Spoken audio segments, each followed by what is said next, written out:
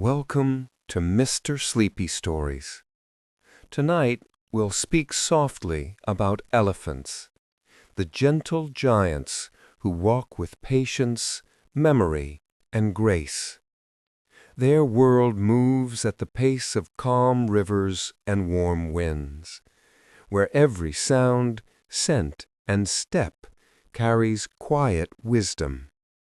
Together, we'll drift through their peaceful lives, one soothing fact at a time. If you enjoy what I do here, please like, subscribe, and share your experience with this video topic in the comments below. I love reading your stories and hearing how these calm facts help you unwind before sleep. There's a quiet moment in the wild that few people ever see. An elephant wanders to a still pond after a long walk through the dry grasslands. The air is warm, the trees are silent, and the surface of the water is smooth as glass. When the elephant leans forward to drink, it pauses, staring at the faint image staring back. Then, softly, it reaches out with its trunk and touches the reflection, almost as if greeting an old friend. Scientists call this mirror self-recognition, and it's something only a handful of animals have ever shown: dolphins, great apes, magpies, and elephants. It means the elephant understands that the face in the water isn't another animal. It's them. This simple act, noticing yourself, is a window into one of the most mysterious things in nature: consciousness. When researchers placed large mirrors in elephant sanctuaries, something remarkable happened. Some elephants used the mirrors to explore parts of their bodies they couldn't usually see. One female, named Happy, even touched a mark on her head, realizing it was on her, not the glass. There was no aggression, no confusion, just quiet curiosity. It's as if they were saying, "That's me. I exist." To understand how rare that is, think about what the mirror means to us. For humans, it's almost ordinary. But in the natural world, recognizing yourself requires awareness, memory, and emotion, the ability to look inward. Elephants seem to have that gentle wisdom. They mourn, they play, they comfort one another, and they seem to know who they are. Maybe that's why watching them feels peaceful. They move with purpose, never rushing, always aware. Even when they gaze into a pond, there's a patience that feels almost human, or maybe more than human. When the water ripples, the reflection disappears, but the elephant doesn't panic. It just waits for the image to return, as if trusting the world will calm again. Some nights in the savannah, elephants gather near quiet pools to drink under the moonlight. The silver glow turns the water into mirrors once more. You can almost imagine them looking down and seeing not just themselves, but generations before them, the faces of memory, of wisdom, of calm strength. It's strange and beautiful that the largest land animals on Earth are also among the most introspective. In a way, their reflections in the water aren't just about sight. They're about knowing who they are, knowing they belong to the earth, and perhaps knowing that peace can be found simply by standing still beside a quiet pond.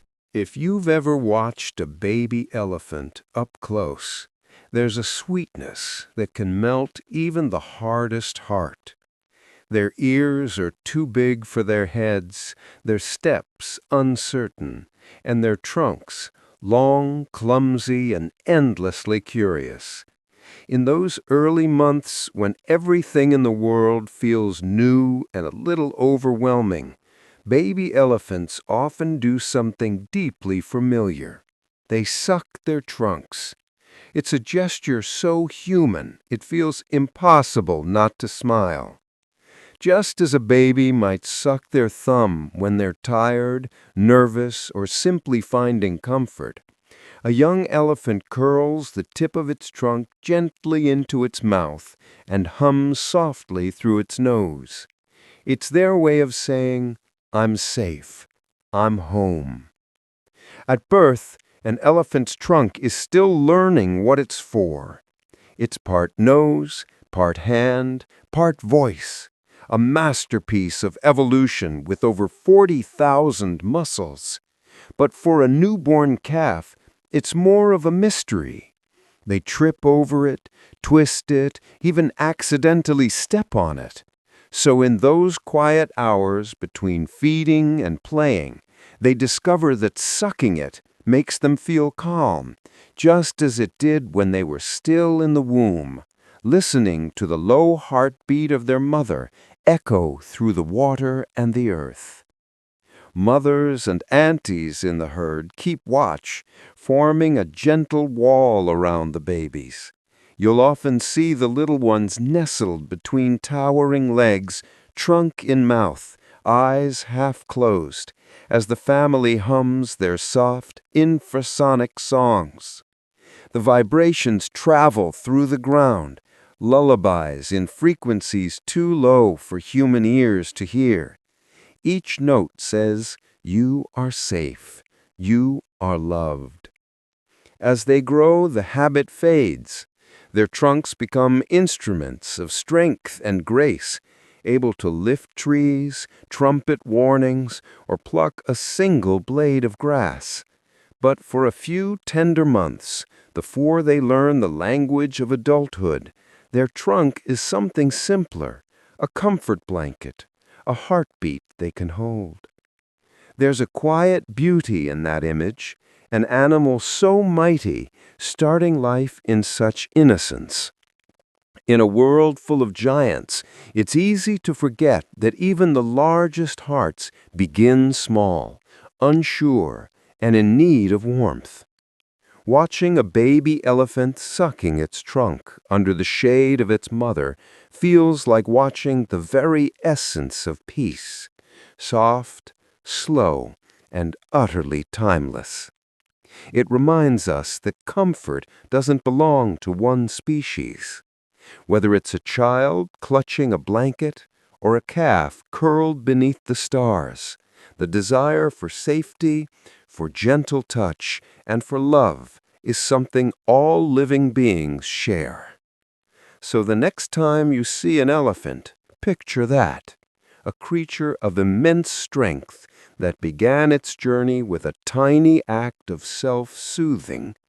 In that calm, unguarded moment, you'll find the purest form of connection between their world and ours. If you were standing in a forest at dusk, you might never hear them coming. The air could be still, the birds quiet, the leaves unmoving, and then suddenly, out of the shadows, a shape begins to form. 1 ton, 2 tons, maybe more, an entire family of elephants moving like ghosts through the trees. Their size should shake the earth, but it doesn't. They pass so silently that the only sound is the whisper of grass brushing against their legs. For creatures this immense, their footsteps are poetry. Each foot is a masterpiece of balance, a soft circle of skin and muscle with a cushion beneath, much like the sole of a sneaker. Inside, the bones are arranged in a way that spreads every ounce of their weight evenly. No thud, no stomp, no crash. Just a gentle press into the soil, then release. They don't walk on the ground, they seem to walk with it. Underneath each foot lies a fatty, spring-like pad. Think of it as nature's shock absorber. It allows them to move quietly across mud, sand, and even gravel. It's also what lets them sense the world beneath them. Through these soft pads, elephants can feel vibrations, distant thunder, herds calling from miles away, even the footsteps of others. They don't just walk on the earth, they listen to it. When you see a group of elephants traveling together, their steps often fall into rhythm, a slow, unified pace that feels almost musical. Calves follow close, their smaller feet pressing perfectly into the prints left by the elders ahead. There's an unspoken choreography in every journey, a harmony between power and patience. The matriarch leads, not with force, but with steadiness. Each step a signal that says, we move together, we move quietly, we move home. It's a strange kind of magic, watching the largest land animals on earth move more softly than a house cat. Their silence isn't emptiness, it's intention, it's awareness. They don't crush the world beneath them because they understand it carries them. Every step is taken with care. If you close your eyes and picture it, a moonlit savanna, dust in the air, a line of elephants gliding soundlessly through the dark, you might feel a little peace stirring inside you too, the kind that reminds you that true strength doesn't need to announce itself. It just exists, calm and steady, with every quiet step. So when life feels loud or heavy, think of the elephant, the silent traveler of the wild, moving through the world with grace, leaving only soft prints behind.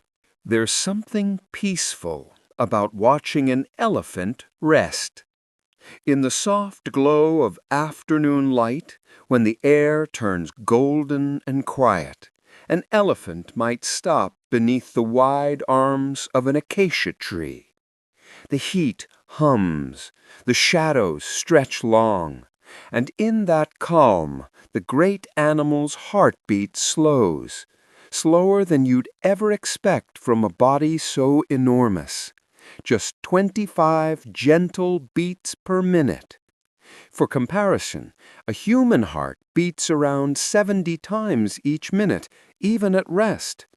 An elephant's heart, though, moves at less than half that pace.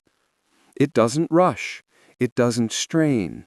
Each beat is long, deliberate, and strong, a rhythm as steady as the earth itself. It's a sound you'd barely notice if you pressed your ear against that wide, warm chest, a low, echoing pulse that feels more like a drum than a thump. Scientists say this slow rhythm is part of how elephants conserve energy. Their massive bodies, with hearts weighing up to 12 kilograms, don't need speed, they need endurance. And that endurance is powered by calm. When they're anxious, their pulse quickens like ours. But when they find shade, when the air cools and the world softens, their heartbeat drifts downward, sometimes reaching 25 beats or fewer. It's nature's reminder that peace begins within. There's poetry in that idea, a creature capable of uprooting trees, yet choosing stillness. Beneath the branches, elephants close their eyes and sway gently, like ships resting on quiet seas. Their ears droop, their breath slows, and time itself seems to stretch. Each beat says, "Be here, breathe, it's enough." If you've ever felt your own heart race from worry or hurry, think of that rhythm. Think of an elephant standing in the shade, breathing deep, heart calm as the soil beneath its feet. There's wisdom there in letting the world move around you while you remain unshaken inside. Some herds even nap this way together, shoulder to shoulder, sharing the same slow heartbeat. From a distance, they look like a moving hill of silence, yet inside, every pulse is in harmony, strong enough to carry them for decades, steady enough to remind us that real strength is quiet. As the day cools and dusk approaches, the elephant eventually stirs. The slow heart begins to quicken again, ready to wander, to feed, to lead the herd home. But that peace, the memory of stillness, remains. So, tonight, as you breathe slowly before sleep, remember the elephant under the acacia tree. Let your own heartbeat fall into its rhythm, calm, patient, and kind. Sometimes peace isn't something you find, it's something you allow, one slow, steady beat at a time. In the great open plains where the horizon stretches farther than sight, herds of elephants move like slow rivers across the land. Dust rises with every step, sunlight glints off their backs, and in that steady rhythm of travel, there's an unspoken rule: no one walks alone. When elephants journey, they move not by speed, but by heart. The matriarch leads from the front, ears spread wide, scanning for danger and water. Behind her follow the mothers and calves, the young ones still learning how to match the stride of their elders. Somewhere near the back, an older elephant lingers, maybe limping, maybe tired, and the others adjust without a sound. They simply slow down. The herd shortens its steps, waits, and walks on together. It might take them hours longer to reach a watering hole, but time doesn't seem to matter to them. What matters is that everyone arrives. Scientists who've studied elephant movement say they pace themselves by the slowest member, not the fastest. And if a calf collapses from exhaustion, the entire group will stop, form a circle, and stand guard until it can rise again. There's no rush, no frustration, only quiet patience. This behavior isn't taught, it's felt. It comes from empathy, something elephants have in abundance. They comfort crying calves, mourn lost family members, and gently help the weak stand. Each trunk is both a tool and a gesture of love, reaching out to reassure or lift. Watching them is like watching kindness in motion, a living reminder that strength isn't measured by how fast you go, but by who you bring along. Even in the dark, when they travel under the moon to escape the day's heat, you can see the same rhythm. If a small one falls behind, the mother will rumble softly, a low sound that travels through the ground. The herd will pause until that vibration fades, a signal that the family is whole again. There's something deeply human in that, though perhaps it's more accurate to say something deeply elephant. They don't calculate worth by size or speed. They simply know that togetherness keeps them alive. It's protection, it's love, and it's peace. If you close your eyes, you can almost feel it. The soundless steps, the deep breathing, the slow patience of giants moving as one. A great, gentle rhythm of life, reminding us that being left behind is never the end, not when love knows how to wait. So tonight, if you ever feel like you're walking slower than the world, think of them. The elephants crossing the savanna, waiting for one another under the vast, forgiving sky. Because in the quiet wisdom of their footsteps, no one is ever left behind. As dusk settles over the savanna, the air grows cooler and the world softens. The day's heat drifts away, leaving only the sound of insects and the gentle rustle of grass. In that quiet hour, the elephant herds gather close, mothers, calves, and grandmothers standing in loose circles, their shapes fading into silhouettes beneath a violet sky. Somewhere in the middle of it all, a small calf leans drowsily against its mother's leg, trunk drooping, eyes half closed. Then something tender happens. The mother lowers her head and wraps her trunk gently around her baby, curling it beneath the calf's chin like a cradle. Slowly she begins to sway, forward, back, forward, back. The rhythm is almost imperceptible, a living lullaby played by the largest heart in the animal kingdom. Elephants are creatures of emotion and memory. They feel grief, joy, affection, and peace in ways that mirror our own. And few moments show this better than bedtime. A mother's trunk is powerful enough to uproot trees, yet in this moment it becomes a feather, moving with care, as if even the air might be too rough for her child. Each sway carries the calm of the evening. Each breath is a whisper of reassurance. Scientists who have watched these scenes describe them as gestures of bonding. Rocking releases tension, slows the calf's breathing, and deepens their sense of safety. For elephants, touch isn't just comfort, it's language. Through a single movement of the trunk, a mother says, "I'm here. You're safe. Sleep now." Sometimes other females in the herd join in, forming a loose ring of guardianship around the resting calves. Their shadows shift slowly in the moonlight, ears flapping softly, tails brushing the dust. The night becomes a symphony of stillness. Low breathing, the occasional sigh, the rhythm of calm hearts beating together. It's remarkable how something so vast can feel so delicate.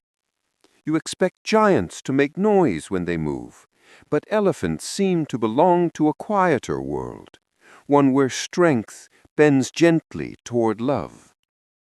In that slow rocking motion, you can see the same instinct that crosses species and oceans.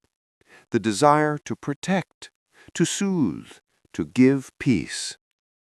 If you listen closely, you can almost hear the faint sound of the mother's trunk brushing against her calf's ear, a soft, rhythmic swoosh.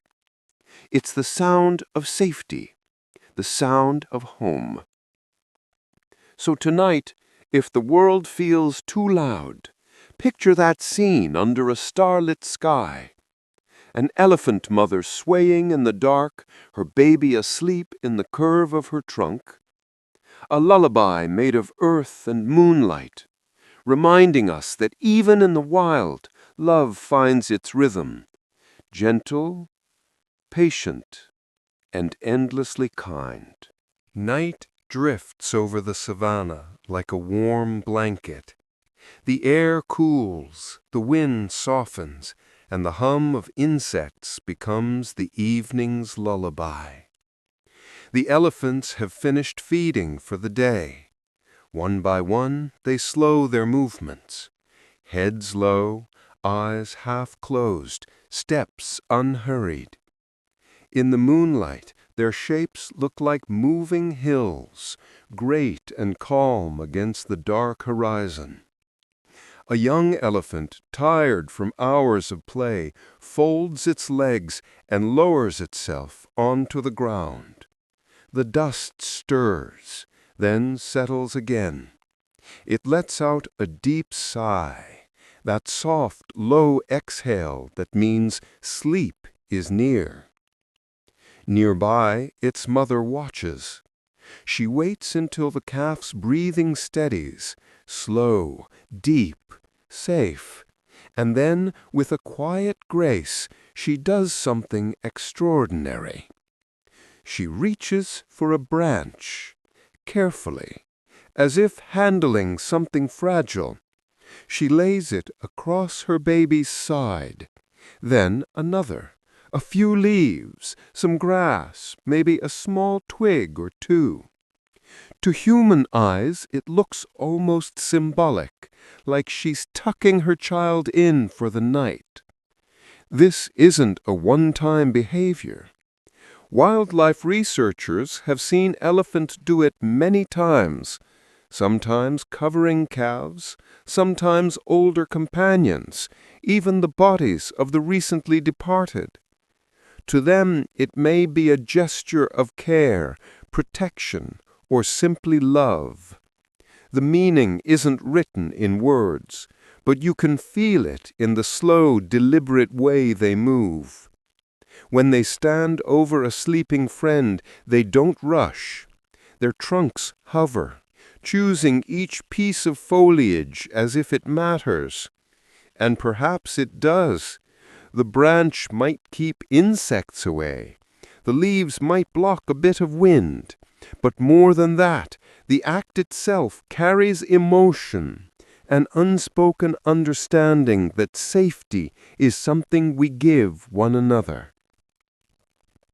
The rest of the herd often gathers nearby, forming a quiet circle around the sleepers. There's no chatter, no noise, just the rhythmic sound of breathing, the occasional soft shuffle of feet, and the faint rustle of branches brushing against skin. Even in their silence, you can sense the warmth of community, the peace of knowing someone watches over you as you rest. It's touching to realize that such massive creatures can be so gentle, so mindful. We tend to think of empathy as a human thing, but elephants remind us it's much older, woven deep into the fabric of life itself. If you close your eyes and picture it, the moon above, the quiet herd around, a trunk laying a branch with the care of a lullaby, it's hard not to feel calm. There's comfort in knowing that kindness, in all its forms, exists even in the wild. So as you settle into your own rest tonight, remember that image, a mother elephant tucking her baby beneath the stars, a reminder that love doesn't always need words. Sometimes it's just the sound of leaves settling gently into the night. Somewhere on the African plains, far beyond where the ear can reach, a conversation is happening. No words, no voices, only the faintest tremble in the ground. It's an elephant calling out to another, perhaps miles away. A low, rolling rumble passes through the soil like a secret current. Another answers, and though we can't hear it, the earth itself does. Elephants speak in frequency so deep that human ears can't detect them. Sounds below 20 hertz, called infrasound. These calls aren't just noise. They're messages carried across vast distances. A single rumble can travel for miles through the ground, reaching other herds long before the wind carries it through the air. To an elephant, the world is always humming, a constant rhythm of connection beneath their feet. Scientists discovered this hidden language by accident.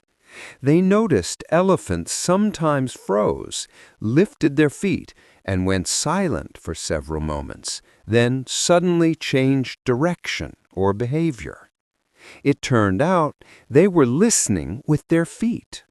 The soft pads on the bottom of each foot are sensitive to vibration, like natural seismographs. Through them, elephants can feel the distant footsteps of their kin, the warning of predators, even the thunder of an approaching storm. When one herd finds water, they can call others to join them. When danger comes, a single rumble can alert dozens across the savanna. And sometimes they simply talk. Mothers to calves, friends to friends, partners calling to each other from miles apart. Their language is emotional, filled with greetings, reassurance, and even mourning. What's beautiful is how calm it all is. No shouting, no chaos, just a steady pulsing song beneath the surface of the world. A quiet reminder that communication doesn't always need to be loud to be powerful. If you could somehow stand barefoot on that same ground, you might feel it too. A faint vibration, a heartbeat that isn't yours. It would feel like the earth itself is breathing, carrying stories from one gentle giant to another. You wouldn't know what they're saying, but they'd understand it all the same. We are here. We are together. We are safe. There's a special kind of peace in knowing that even when elephants are miles apart, they're never truly alone. They carry their families within the ground beneath them, every step echoing through a network of invisible threads.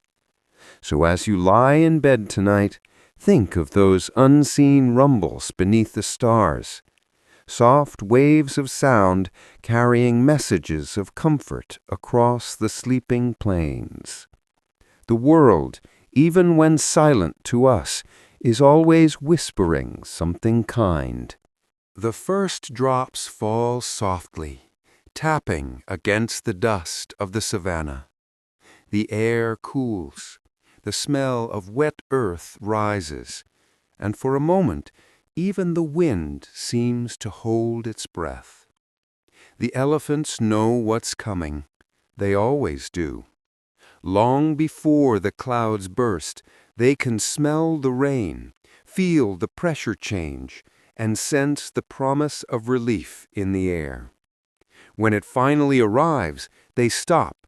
No rushing for shelter, no hurry to move. They simply stand, perfectly still. The rain lands on their wide backs, sliding down in rivulets that trace the wrinkles of their skin. Each drop makes a faint sound, almost like fingertips drumming on hollow drums. It's as if the world itself is giving them a gentle massage. They close their eyes, their ears droop, their breathing slows. It's a moment of pure presence, the kind of peace most creatures forget to take. Elephant skin may look rough, but it's surprisingly sensitive. Beneath the thick outer layer lie thousands of tiny nerve endings that feel everything. The tickle of insects, the warmth of sun, the rhythm of raindrops. To them, the rain isn't background noise, it's music. Each droplet a note, each stream a melody that washes away the heat and dust of the day. Sometimes calves dance under the rain, not to escape it, but to play within it. They kick up mud, roll in puddles, and trumpet joyfully, while their mothers remain calm and still, absorbing the coolness in silence. It's a peaceful balance, youth in motion, age in stillness, both finding joy in the same falling water. Researchers observing elephants have noticed how their body language changes when rain begins. The tension fades from their shoulders, their movements slow. It's as if they recognize this moment for what it is, a gift from the sky, not to be hurried through, but to be felt deeply. The image of an elephant standing in the rain is one of nature's most calming scenes. A creature of immense strength, choosing not to move, not to dominate, but simply to be.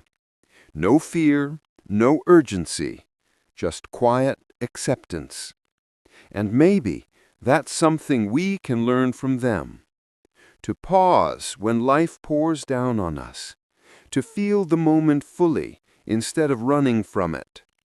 To let the rain fall where it will, knowing that it too will pass and leave us clean, cool, and alive. So tonight, as you listen to the quiet sounds around you, imagine that soft African rain and the family of elephants standing still beneath it, their eyes closed, their hearts calm, and the world whispering softly against their skin. From a distance, an elephant's skin looks like stone, thick, wrinkled, and ancient. It seems like nothing could bother it, not even a storm or thorn. But if you were to stand close enough, you'd notice something surprising. A single fly lands on its side, and the skin trembles, just slightly. A subtle shiver runs through the folds, and the giant flicks its ear or twitches its tail. The fly lifts away, and stillness returns. That gentle movement tells a quiet truth. Beneath that heavy-looking skin lies an incredible web of sensation. Every inch of an elephant's body is alive with feeling. Their skin may be up to 2.5 centimeters thick, but it's threaded with thousands of nerve endings that register the smallest change, a grain of sand, a droplet of rain, or the tickle of a tiny insect. What looks like armor is actually awareness. This sensitivity helps them live in tune with their environment. They can feel temperature shifts through their skin, knowing when to seek shade or water. They sense each other's touch, a trunk brushing a shoulder, a calf pressing close for comfort, not as pressure, but as connection. It's how love is communicated in the silent language of the herd. That's why elephants so often cover themselves in dust or mud. It's not just play. The fine layer acts like sunscreen and insect repellent, protecting their sensitive surface from heat and bites. After a dust bath, they stand glistening in the sun, their skin painted in soft earth tones, a natural shield, handmade with care. You can sometimes see one pause mid-step to shake its skin like a ripple moving across a lake. The motion starts at the shoulders and travels down to the tail, scattering flies and dust alike. Even that small action feels elegant, power controlled by patience. There's something deeply moving about that contrast. A creature that could crush trees, reacting so gently to something smaller than a raindrop. It's a reminder that strength doesn't mean numbness. It means being strong and aware, powerful enough to protect, but sensitive enough to feel. Imagine the stillness of an elephant herd in the afternoon heat, the sound of insects buzzing, the soft hum of the air. Every ear flick, every tail swish, every subtle shiver becomes part of the savanna's rhythm, a song of balance between strength and softness. Maybe that's the quiet lesson elephants offer us, that being tough doesn't mean being hardened. It means knowing the world through your skin, feeling its smallest tremors and responding not with anger but grace. So as you drift toward sleep tonight, think of that slow ripple along an elephant's back, the silent movement of peace embodied. Even giants, it seems, are comforted by gentleness. There are few sounds in nature more haunting than silence, and few moments quieter than when elephants mourn. In the heat of the day, the herd moves slowly through the savanna. Then, without warning, they stop, their heads lower, their trunks drift toward the ground. Ahead of them lies something they seem to recognize, not by sight alone, but by feeling. Bones, bleached white by sun and wind. One by one the elephants step forward. They don't trample or pass quickly. They pause. Each trunk reaches down to touch the remains, gently, almost tenderly.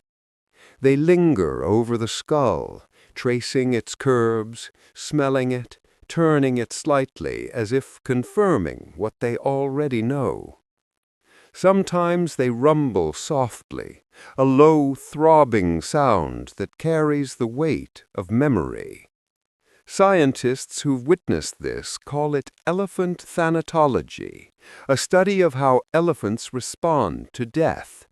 It's one of the rarest behaviors in the animal world, shared only by a few species capable of empathy: dolphins, whales, great apes, and us.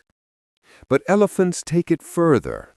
They return to the resting places of their kin months or even years later. No matter how much time has passed, they seem to remember. There is a story from Kenya's Amboseli National Park of a matriarch who died near a dry riverbed. Her family moved on as life demanded, but 2 years later, researchers found them back at the site. The herd stood around the bones for nearly an hour. They didn't feed, they didn't play, they just stood, touching, swaying, rumbling low and long into the earth. No one knows exactly what those sounds mean, but it feels wrong to call them anything other than grief. Perhaps it's memory, perhaps it's love, or maybe it's something deeper, the recognition that life, though fragile, continues in the soil, in the air, in the echoes beneath their feet.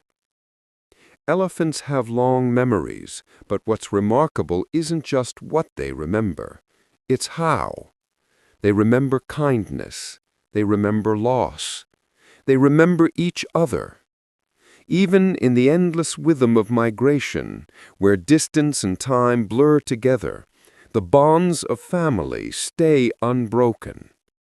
If you were to stand beside them in that moment, you wouldn't need words to understand. You'd feel it in the stillness, in the patience, in the way the living reach toward the gone with quiet reverence. It's mourning, yes, but it's also gratitude, a gentle thank you for a life once shared. So tonight, as you listen to the world settling down to rest, think of them, those ancient hearts standing under a fading sun, remembering their loved ones, not with tears, but with touch. Even in death, elephants teach us that love leaves a trace, a shape, a scent, a silence that lingers kindly in the heart, long after everything else has passed.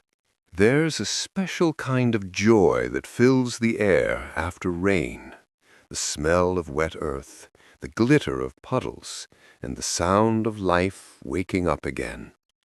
In those moments when the sun returns and the mud begins to warm, the young elephants come alive.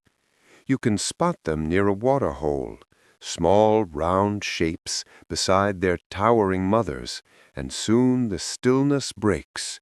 A trunk dips into the water, scoops and sprays. A fine mist catches the sunlight, turning into silver sparkles mid-air. Another calf squeals, or rather rumbles, a low, playful vibration that sounds almost like laughter hidden beneath the earth. Then chaos begins, the best kind there is, joyful, muddy, innocent.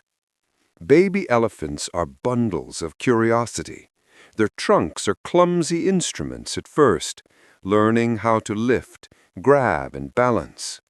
Playtime at the waterhole is how they learn. One calf might aim too high and accidentally shower its own head, blinking in surprise. Another might chase a friend in circles, trumpeting softly as if daring them to a rematch. It's impossible not to smile. Even the older elephants seem amused, standing guard, but letting the little ones have their fun.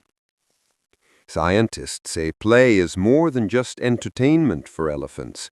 It's essential practice. Every splash builds strength, coordination, and social understanding. Through laughter and mimicry, calves learn the body language of their kind, how to express joy, comfort, or curiosity. Those low rumbles they make, they're not random. They're the sound of happiness, a vibration of connection that other elephants can feel through their feet. If you stand far enough away, all you might see are silhouettes against the setting sun, trunks raised, water flying, droplets catching light like tiny stars. But if you could hear beyond human frequencies, you'd notice a chorus of soft, joyful tones rippling beneath the ground. To an elephant, play is not silent, it's music. And there's always tenderness within the laughter. When one calf slips, others help it up. When the smallest one wanders too far, a mother steps forward, her trunk curling around it gently like a ribbon of safety. Even in their silliest moments, they remain a family, teaching through touch, through patience, through joy. It's easy to think of elephants as wise and solemn creatures, but they are also creatures of delight. Their happiness is as vast as their size, open, unguarded, and sincere. So as you drift toward sleep tonight, imagine them, the little elephants splashing under the afternoon sun, their laughter echoing softly through the earth. No worries, no rush, just the simple, timeless rhythm of joy. Because even giants begin with play, and in every rumble of laughter, you can hear the sound of peace learning how to live. Sometimes the most powerful form of comfort is silent. No speeches, no explanations, just a gentle gesture that says, "I understand." In the world of elephants, that language of empathy is spoken through the trunk. The trunk, after all, is more than a tool. It's an extension of the elephant's heart, capable of immense strength, yet tender enough to lift a single feather or caress another's face. When one elephant becomes frightened or agitated, the others don't ignore it. They notice immediately. The herd quiets, their eyes soften, and one or more will reach out, curling their trunks around the distressed ones or resting them lightly on its cheek. It's not just touching, it's reassuring. Researchers studying Asian and African elephants have recorded this again and again. A distressed elephant rumbling low, flapping its ears, shifting uneasily, and then, almost immediately, a friend stepping forward to comfort it.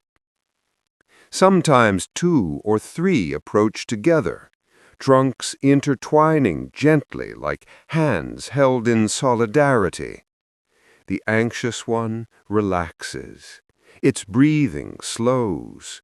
The rumbles change tone from fear to calm, from loneliness to connection. What's remarkable is that elephants don't comfort only family members. They'll console unrelated individuals too, showing that empathy for them isn't limited by blood.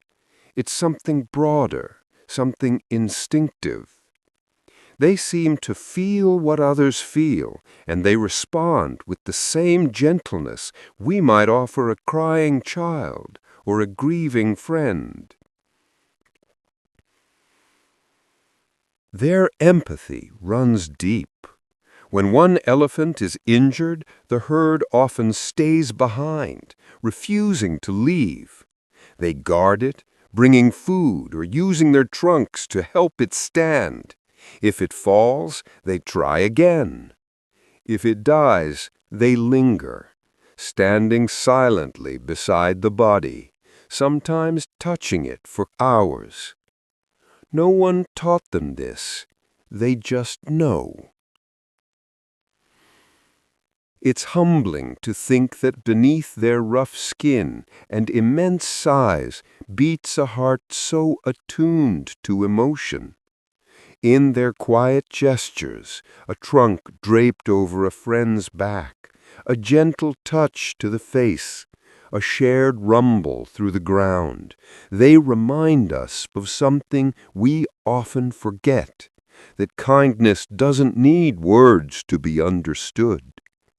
If you close your eyes tonight, imagine them standing together under the fading light, great silhouettes against a soft horizon, touching trunks, exchanging a comfort that transcends sound. The wind moves gently between them, carrying the low hum of peace.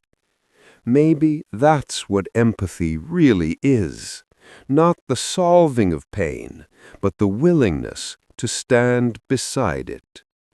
And in that, elephants are masters. So when the world feels heavy, remember their lesson, that a simple, gentle gesture, a hand, a word, a moment of stillness can calm a heart more powerfully than anything else. On the open savanna, where the sun presses down like a golden weight, shade is rare and heat is constant. Yet in that blazing landscape, elephants stand calm, not sweating, not panting, not rushing for cover. Instead, they do something simple and elegant. They lift their enormous ears and begin to wave them, slowly and rhythmically, like two great fans stirring the heavy air. Each flap releases a whisper of movement, a soft whoosh, a pause, another whoosh. It looks like nothing special, but inside those ears something miraculous is happening. Beneath the thin skin lies a dense network of veins, so many that from up close the ears seem almost marbled with blue and pink lines. Blood flows through these vessels, just beneath the surface where the air is cooler. With each wave, the breeze cools the blood before it returns to the rest of the body, a natural air conditioning system built by evolution itself. An elephant's body can weigh several tons, and all that mass generates immense heat. But those ears, which can stretch up to 6 feet across, help maintain balance. Scientists have found that elephants can drop their body temperature by several degrees just by flapping them steadily. It's a quiet kind of wisdom, the kind nature designs without words. When you watch them, there's a rhythm that feels almost meditative. The ears move in slow time, not rushed or erratic, but steady. A pace that matches their heartbeat, their breathing, and perhaps even the hum of the landscape around them. In the shimmer of heat, that gentle motion becomes part of the savanna's lullaby. It's not only about cooling, though. Their ears are also signals, communication tools that tell others when they're relaxed or alert. Wide, calm waves mean peace. A sudden stiffening means attention. Every motion carries meaning, even when it's small. Sometimes, as dusk falls and the heat fades, they stop fanning altogether. The air cools, the blood settles, and the silence feels deep. But during the hottest hours, their ears never stop. A slow, soothing rhythm that keeps life steady and safe. There's something deeply peaceful about that idea. The largest land animals on Earth surviving the fiercest sun not by force or resistance, but by grace, by moving gently with the world instead of against it. If you close your eyes, you can almost feel it, the faint breeze from those mighty ears brushing against your cheek like the sigh of a warm wind. The earth hums, the grass sways, and somewhere in that stillness an elephant stands beneath the endless sky, cooling its blood, one quiet wave at a time. So when the world feels too hot, too heavy, or too fast, remember them, creatures of strength who find calm through motion and balance through patience. Sometimes even the smallest breeze is enough. In the soft glow of morning, the elephant herd begins to move. Dust rises around their feet, the grass bends beneath their steps, and at the front of them all walks the matriarch, calm, deliberate, and unhurried. She doesn't lead with force. She doesn't shout or command. Yet every elephant behind her follows without question. Elephant herds are families, and at their heart stands the oldest female, the matriarch. Her years have taught her the paths to hidden waterholes, the timing of the rains, and the faces of both friend and enemy. Her memory stretches across decades, holding the knowledge of generations. When she moves, she carries history in her steps. To an outsider, her leadership might seem silent. But among elephants, silence is a kind of language. Her trunk gestures, her ears shift, her low rumbles vibrate through the ground, signals the others understand instantly. Calves cluster close to their mothers. The young females mirror her pace, learning how to move through the world with grace. Even the adult males, though they may travel alone later in life, were once shaped by her rhythm. Researchers have found that herds with older matriarchs are more resilient. They know where to go when drought hits, which watering holes are safe, and which ones carry the scent of predators. When danger comes, a lion, a poacher, or a storm, she is the first to face it, not with panic, but with ancient calm. Her wisdom keeps her family alive. But leadership in her world isn't about dominance, it's about care. The matriarch waits for the young to catch up. She stands guard when the newborn sleep. She helps the injured rise. Her power is quiet but steady, built not from control, but from love. When she grows old, her daughters and nieces begin to take on her lessons. They walk at her side, absorbing her patience, her intuition, her strength. One day when she's gone, they'll remember her roots, her sounds, her steadiness, and they'll lead in the same gentle way. It's humbling, really, how such vast creatures can embody such soft authority.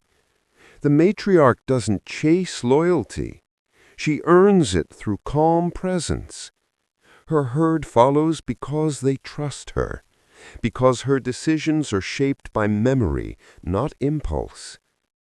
If you could stand beside her as she guides her family under the fading sun, you'd see what true leadership looks like. Not loud, not proud, but grounded, like the earth itself. So as you rest tonight, think of her. The old elephant walking ahead of her kin, leading them through the dust and heat with quiet certainty. In her slow, steady steps lives the wisdom of 100 journeys. She doesn't rush. She doesn't boast. She simply knows the way. And in her knowing, everyone finds peace. If you ever look closely into an elephant's eyes, you might forget how large the rest of it is. Amid all that power and weight and history, there is a softness, a warm, steady gaze framed by lashes long enough to brush the air. Those eyelashes, dark and curved, can grow up to 5 inches long. They move gently when the wind passes, each strand like a tiny sentinel standing guard over the most expressive eyes in the animal kingdom. At first, you might think they're there simply for beauty. And yes, they are beautiful, almost hypnotic, the way they sway with each slow blink. But every detail serves a purpose. Out on the plains where dust rolls in waves and sunlight glares from every direction, those long lashes protect the elephant's eyes like natural curtains. They catch grains of sand before they can sting. They shade delicate tissue from harsh sun. They even disrupt air currents, keeping irritants from swirling too close. Scientists have studied this curious design and found that the length of an elephant's lashes, about 1/3 the width of its eye, is the perfect ratio for filtering dust while allowing airflow. It's an example of nature's quiet engineering, each blink a balance of protection and grace. But beyond the science, there's something emotional about the way elephants use their eyes. They don't stare, they regard. When a mother looks at her calf, when two friends reunite, or when they stand still after a long day's travel, their eyes seem to hold whole stories: patience, sadness, joy, and understanding. The lashes frame that emotion the way a picture frame holds art. There are moments in the wild when the light hits just right, dusk settling, air cooling, and an elephant blinks slowly, the lashes brushing together like whispering grass. In that moment, you realize how little separates strength from gentleness. Even giants need protection from the smallest things, from dust, from sunlight, from the world's constant flicker. Sometimes, when they rest beneath a tree, you'll see them lower those lashes fully, eyes half closed, drifting into stillness. The lashes tremble slightly with every breath, almost like the rhythm of sleep itself. Watching them, it's impossible not to feel calm too, as if their peace reaches outward, settling everything around them. It's a lovely thought, isn't it? That something as enormous and ancient as an elephant depends on something as delicate as eyelashes. That in the design of those tiny fibers, nature remembers to protect even its most powerful creations with gentleness. So tonight, as you let your own eyes grow heavy, think of those lashes, swaying softly in the golden light, guarding quiet eyes that have seen centuries of sky. Sometimes beauty and purpose are the same thing, a simple act of protection that lets life rest a little easier. The savanna is still before dawn. The sky is silver with the first light, and somewhere among the tall grass a small miracle unfolds. After 22 long months of waiting, a mother elephant brings new life into the world. The air is warm. The herd stands nearby, quiet but alert, a circle of giants guarding the tiniest among them. The calf is still wet from birth, its skin soft and wrinkled, its trunk curling and uncurling like it doesn't quite know what to do yet. For a moment it lies there in the dust, blinking at the strange brightness, the sound of distant birds, the warmth of morning light. Then instinct takes over. With a trembling effort, it begins to move. First a shuffle, then a slip, then another try. Its legs, long and unsteady, spread too wide, then fold again. The herd rumbles softly, a low, encouraging chorus that vibrates through the ground. Its mother touches its calf with her trunk, gentle and firm, as if to say, "You can do this." And somehow, within 10, maybe 15 minutes, the calf finds balance. Wobbly, yes, like a small boat in big waves, but standing. The first step comes soon after, awkward, uneven, perfect. Scientists say elephant calves must stand quickly to survive. In the wild, stillness can invite danger. But watching one rise for the first time, it feels less like survival and more like triumph. A creature only minutes old, already learning how to hold the world beneath its feet. Once upright, the baby leans against its mother's leg for support. Her skin is rough and warm, her presence a wall of safety. She guides it toward her chest to feed, wrapping her trunk around it protectively. The rest of the herd stays close, aunts, sisters, cousins, all watching, all humming softly in tones humans can't hear. It's a welcome lullaby.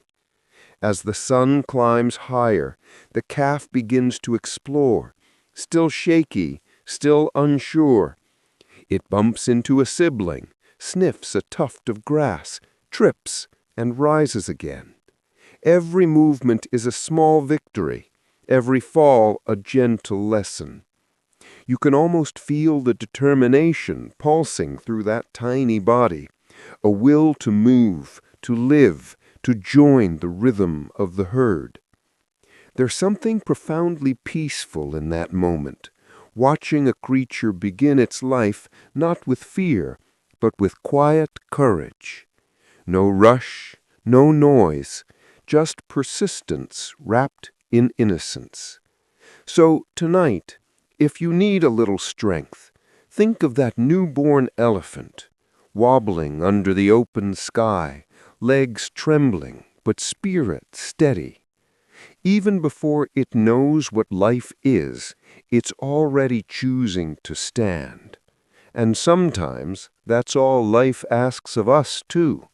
Not perfection, not speed, just the gentle, determined courage to rise again. Night has settled over the savanna. The heat of the day has faded. The crickets have begun their slow rhythm, and the moon spills silver light across the open plain. The elephant herd stands close together, their massive shadows blending into one another. One by one, they lower their trunks, close their eyes, and begin to rest. And then, softly, it begins, a low, gentle hum. It isn't loud or commanding.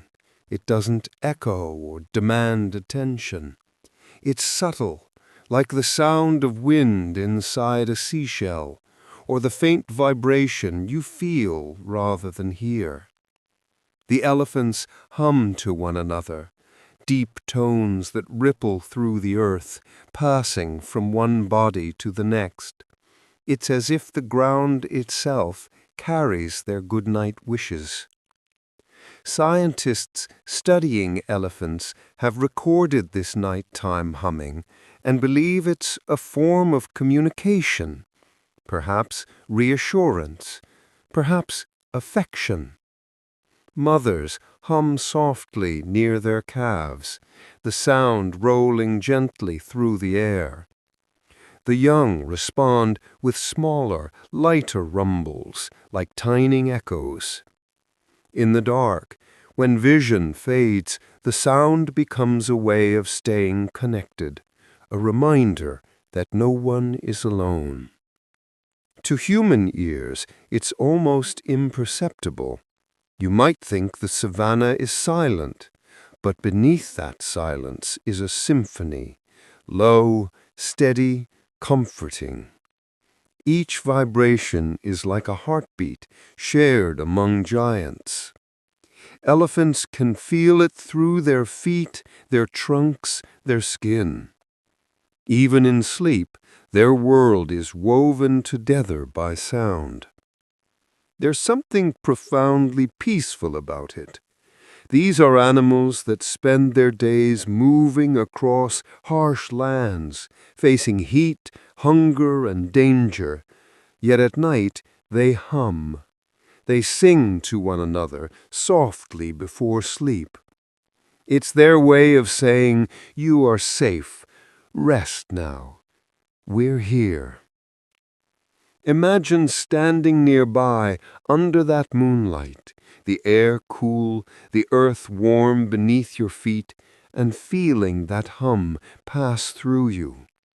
A vibration so low it touches not your ears, but your chest, like the slow rhythms of a distant drum. You wouldn't need to know their language to understand its meaning. It's the same comfort a mother gives a child, or a friend gives another, with a simple touch.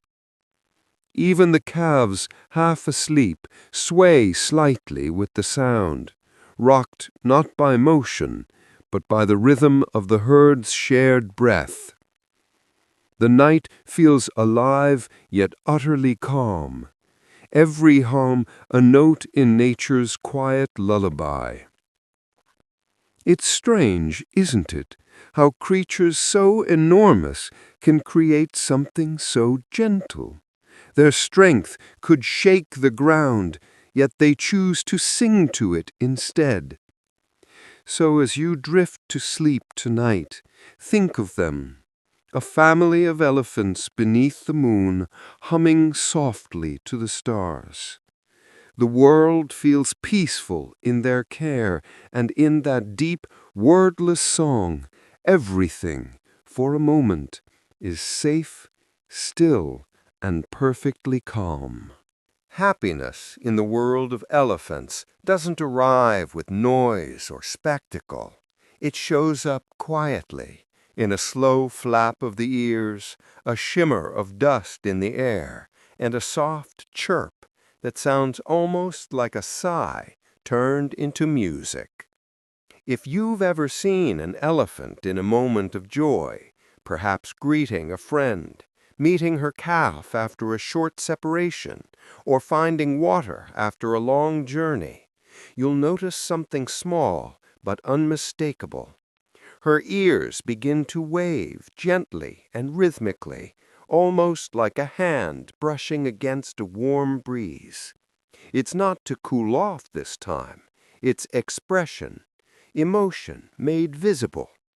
Along with that motion comes a sound few people ever hear.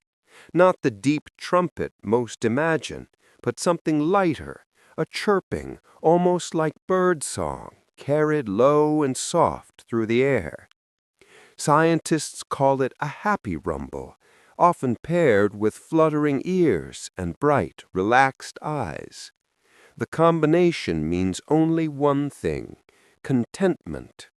It's touching, really, that such massive beings express joy so delicately. You might expect thunder, but what you get instead is melody, a quiet, fluttering chorus that passes between them like laughter shared in whispers. Calves are the most expressive of all. When they play in the mud or nuzzle close to their mothers, they chirp in bursts, as if giggling. Their little trunks wave around, ears flickering like flags of pure delight. Older elephants respond in kind, not loudly, but with gentle approval. A low rumble here, a light brush of trunk there. Joy in their world is always shared. It ripples outward from one body to another, through air, through touch, through sound too soft for us to fully hear. Scientists studying elephant emotions believe these sounds are their version of laughter, a signal that everything is safe, that the moment is good, that they belong. And maybe that's why their joy feels contagious. You can sense it even from afar, the looseness in their movement, the sparkle of dust rising around them, the peace that fills the space between their breaths. It's a reminder that happiness doesn't always shout. Sometimes it hums quietly inside you, like a low song you don't need to sing aloud. So as you listen to your quiet tonight, the hum of your room, the rhythm of your breathing, imagine them, a herd of elephants at sunset, ears waving gently, eyes soft, the air filled with little murmurs of contentment. Their happiness is not dramatic or fleeting. It's calm, grounded, alive in every flap and flutter, the kind of joy that doesn't demand to be seen, only felt. And maybe that's the truest kind there is. In the vast silence of the savannah, memory is more precious than gold. There are no maps, no markers, no signs, only the endless shimmer of heat, the whisper of wind, and the invisible paths known by heart. And in that wide, unforgiving world, no creature remembers better than the elephant. When the land dries and rivers vanish, when the air itself seems to thirst, it is the matriarch who leads her herd across the parched plains. She doesn't guess, she remembers. Her mind holds the map of generations, where her mother walked, where her grandmother stopped to drink, where water once slept beneath the sand. Even decades later, through droughts, fires, or the noise of war, she can still find the places that kept her family alive. Researchers have followed elephant herds in Africa through terrible dry seasons, when all hope seemed lost. Again and again they saw the same thing, the matriarch suddenly changing direction, walking for miles through barren terrain, leading her family to a single patch of earth where beneath the dust water waited. Some of these routes hadn't been used in over 20 years, yet she remembered, as if the land itself had whispered its secrets only to her. Scientists say elephants have one of the largest and most complex hippocampi, the part of the brain tied to memory and navigation. But beyond science, there's something spiritual about it. Their memories aren't just practical, they're emotional. They remember the sound of distant thunder, the scent of certain trees near wells, the feeling of cool mud beneath their feet. To them, memory isn't an image, it's a sensation. Sometimes, after years of absence, elephants return to old landscapes changed by humans. They'll pause where villages now stand, where once there were watering holes. Their trunks brush the ground, searching for what used to be. You can almost sense their confusion and their sadness in the way they linger. They remember what the world has forgotten. It's humbling to think of memory living that long, not as words but as instinct carried in silence through generations. A young calf walking beside its mother today might one day retrace her steps, guided by echoes of the same invisible map. The earth, the wind, the stars, all reminders stitched into its heart. If you close your eyes tonight, imagine that journey, a line of elephants walking through the dust, led by the wisdom of memory older than time. The matriarch pauses, lifts her trunk, and smells the wind, and somewhere far ahead, water waits. We humans build our maps with ink and lines. Elephants build theirs with love, memory, and trust. And maybe that's why, even in the harshest places on earth, they never truly lose their way. If an elephant's heart shows its kindness, then its trunk shows its genius. That long, flexible, endlessly expressive limb is not just an extension of its body. It's a symbol of perfect balance between power and grace. With it, an elephant can rip a tree from the ground or pluck a single blade of grass without tearing it. And the secret behind that versatility lies in something extraordinary: more than 40,000 muscles woven together in one seamless, fluid design. To put that in perspective, your entire body has about 600 muscles. An elephant's trunk has nearly 70 times that number, all packed into a single limb with no bones, no joints, only control. Each tiny movement, from lifting a leaf to spraying water, is the result of precise coordination that would take a lifetime for a human to master. Yet elephants do it instinctively, moving their trunks like a song they were born knowing. At dawn, you might see one reach up to tug fruit from a tall tree, curling its trunk around the branch with the same care a hand gives to a ripe peach. Later, at a waterhole, that same trunk becomes a fountain, drawing several gallons in seconds before arching upward to pour the stream into a waiting mouth. And when night falls, the trunk transforms again, lowering to stroke a calf's back, brushing away flies, or resting softly across a sleeping companion's side. The trunk isn't just physical, it's emotional. Elephants greet one another by entwining trunks, a gesture that means hello, comfort, or even I've missed you. It's how they express friendship, forgiveness, affection. Some have been observed using their trunks to lift the fallen or guide the weak. Through touch, they speak more clearly than words ever could. Scientists believe the trunk's flexibility comes from its muscular hydrostat structure, muscles working like ropes around an invisible skeleton of air and water pressure. It bends, stretches, and twists in any direction, capable of both crushing power and feather-light touch. It's a living paradox, a reminder that true strength isn't about rigidity, it's about adaptability. Watching an elephant move its trunk feels like watching an artist at work. Every motion deliberate yet effortless, every gesture filled with emotion.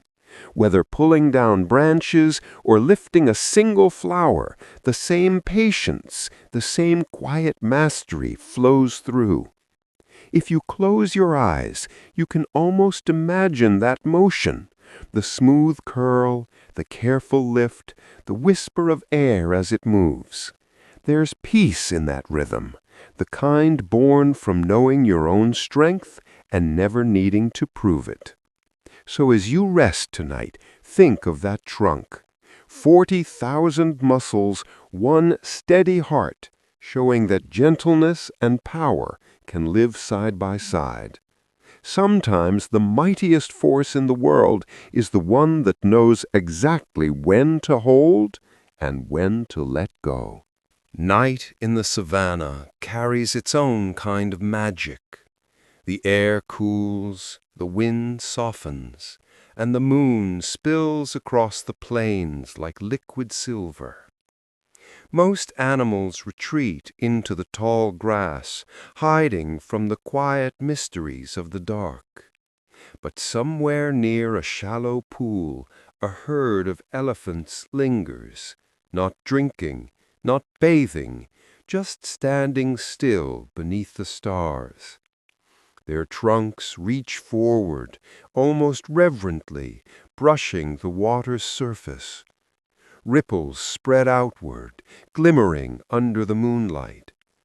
One calf dips its trunk curiously, then lifts it again, watching droplets sparkle and fall. It's peaceful. No sound but the soft shuffle of feet and the faint splash of water returning to itself. Scientists observing elephants at night have a name for this behavior: bathing without need. It happens when elephants approach water not for thirst or heat, but for reasons that seem emotional. They touch it gently, as if drawn to its reflection, maybe seeing the moon ripple, maybe seeing themselves. No urgency, no function, just the quiet act of being near beauty. To the human mind, this can feel almost poetic, a creature so enormous, so bound by survival, taking a moment to appreciate something so simple. Yet elephants are known for their curiosity and sensitivity. They notice things. They pause for silence. They seem to understand that peace isn't something you chase, it's something you stand still enough to feel. Sometimes older elephants lead the herd to these pools as the world falls asleep. Calves stand between them, safe under a sky they'll one day navigate themselves. The adults dip their trunks again, tracing small circles in the water, as if drawing memories only they can read. Perhaps the pool reminds them of journeys past, other rains, other moons, other lives. Even when they move on, the ripples linger, perfect rings of silver that stretch outward long after the herd fades into the dark. It's easy to imagine water carrying something of them, their calm, their grace, their unspoken understanding that beauty doesn't need a reason to be touched. There's a kind of wisdom in that, to approach the world not always with purpose, but with presence. To stop at life's still ponds and feel them shimmer against your fingertips. Elephants remind us that wonder isn't something rare, it's something we often forget to notice. So tonight, as you rest, picture them under the moon, their reflections moving across quiet water, their trunks swaying softly like notes in a song only they can hear. They don't drink, they don't wash, they simply touch. And maybe that's enough, to reach out to the world now and then, not because you need it, but because it's beautiful. Before the first cloud appears, before the wind begins to shift, before even the birds take notice, the elephants already know. A matriarch lifts her head, nostrils wide, trunk curling high toward the horizon. The air feels dry, the land cracked with thirst, but somewhere far beyond sight, she senses it. Rain. Not by sound or sight, but by scent. The faint trace of moisture carried across the wind from a storm more than 100 miles away. Scientists say elephants can smell rain from nearly 150 miles off. Their trunks, with millions of scent receptors, are like instruments finely tuned to the invisible language of air. They can detect water vapor, wet soil, and the subtle changes that come when clouds begin to gather. Long before a single drop falls, they already know which direction to walk. It's this gift that helps them survive in harsh, changing landscapes. In Africa and Asia, where seasons can swing from flood to famine, that sense of smell is more than skill, it's wisdom. The matriarch weeds her herd toward the scent she knows by heart, the smell of life returning. The journey can take days. The calves grow tired. The dust rises. The sun burns overhead. But the herd trusts her. Every so often, she pauses, lifts her trunk again, and breathes in the faintest note of petrichor. That sweet, earthy perfume of wet soil tells her they're getting closer. Her memory and her senses work together, ancient and sure. And then one morning, the sky changes. Clouds gather at the edge of the world. The air thickens. The wind tastes new. Before long, the first drops begin to fall. Soft, scattered, precious. The herd stands still, letting the water roll down their backs, their eyes half closed in relief. They've made it. What's remarkable is that they don't rush to drink right away. Often they simply stand for a while, feeling the rain, almost as if greeting an old friend. The matriarch rumbles softly, the sound passing through the ground, a signal of calm that spreads through the herd. It's more than just weather to them. It's renewal, memory, and hope all at once. There's something poetic in that, how the largest land animals on Earth move across continents, guided not by sight or noise, but by the faint fragrance of rain. They trust something unseen, something that cannot be touched, only felt. So tonight, as you breathe quietly and listen to the stillness around you, think of them, walking through dust and distance, following a scent of promise in the wind. Because sometimes, like the elephants, we too are guided by things we cannot see. Small signals that whisper, "Keep going, something good is coming." The sun hangs low over the plains, painting the grass in gold. A herd of elephants moves slowly through the light, dust shimmering around their feet. Then the rhythm breaks. One of them stumbles. A younger female, maybe injured, collapses to her knees. For a moment, everything stops. There is no panic, no noise, just stillness, the kind that feels heavy, full of feeling. Within seconds, two others step forward, her mother and a sister perhaps. They lower their trunks, touching her sides, her face, her back. It's as if they're checking, asking, "Are you still with us?" The injured elephant groans softly, trying to rise. Her legs tremble. She fails. And then something remarkable happens. One of the helpers positions herself beside the fallen one and slides her tusks underneath her chest. Another braces from the other side, pushing gently but firmly. Together, with slow precision, they lift, not by force, but by care. The injured elephant sways, catches balance, and finally stands. She leans against her family for a moment, exhausted but upright. The herd rumbles softly, a deep, low vibration that passes through the ground, the sound of relief. No one moves on right away. They wait until she's steady. Only then do they continue, step by careful step, as one. This isn't rare.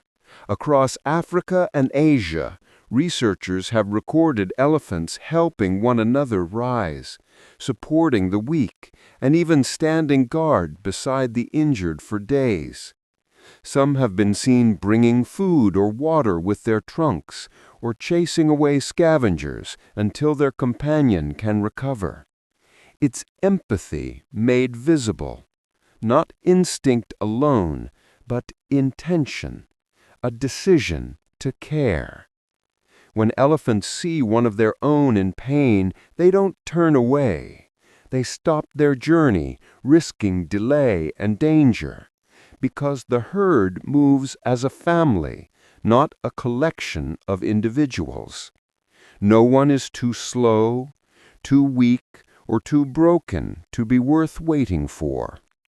The tusks they use for defense and strength become instruments of healing.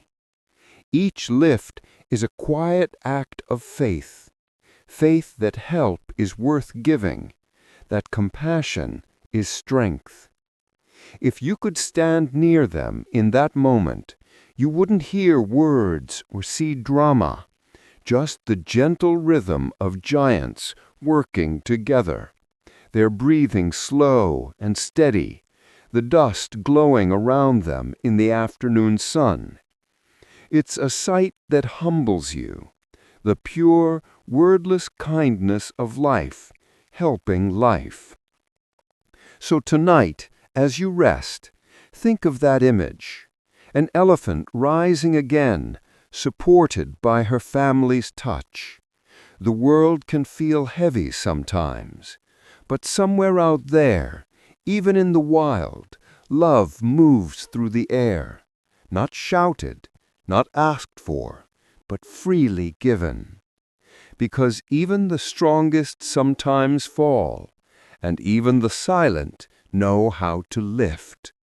In the wide open plains of Africa, the landscape looks endless, hills blending into grass, rivers carving silent paths through the dust. There are no signs, no trails, no maps, but the elephants know the way. Not because they've been told, but because someone once showed them.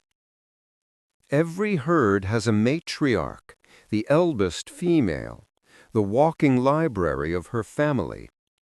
Within her mind lies the memory of distant rains, hidden waterholes, and the scent of danger carried on the wind. She remembers where her mother led her decades ago, when the rivers last dried. She remembers which valleys flood, which paths hide hunters, which trees fruit first after the storms. When the world changes, as it always does, her memory becomes the thread that holds the herd together. She doesn't just walk, she guides.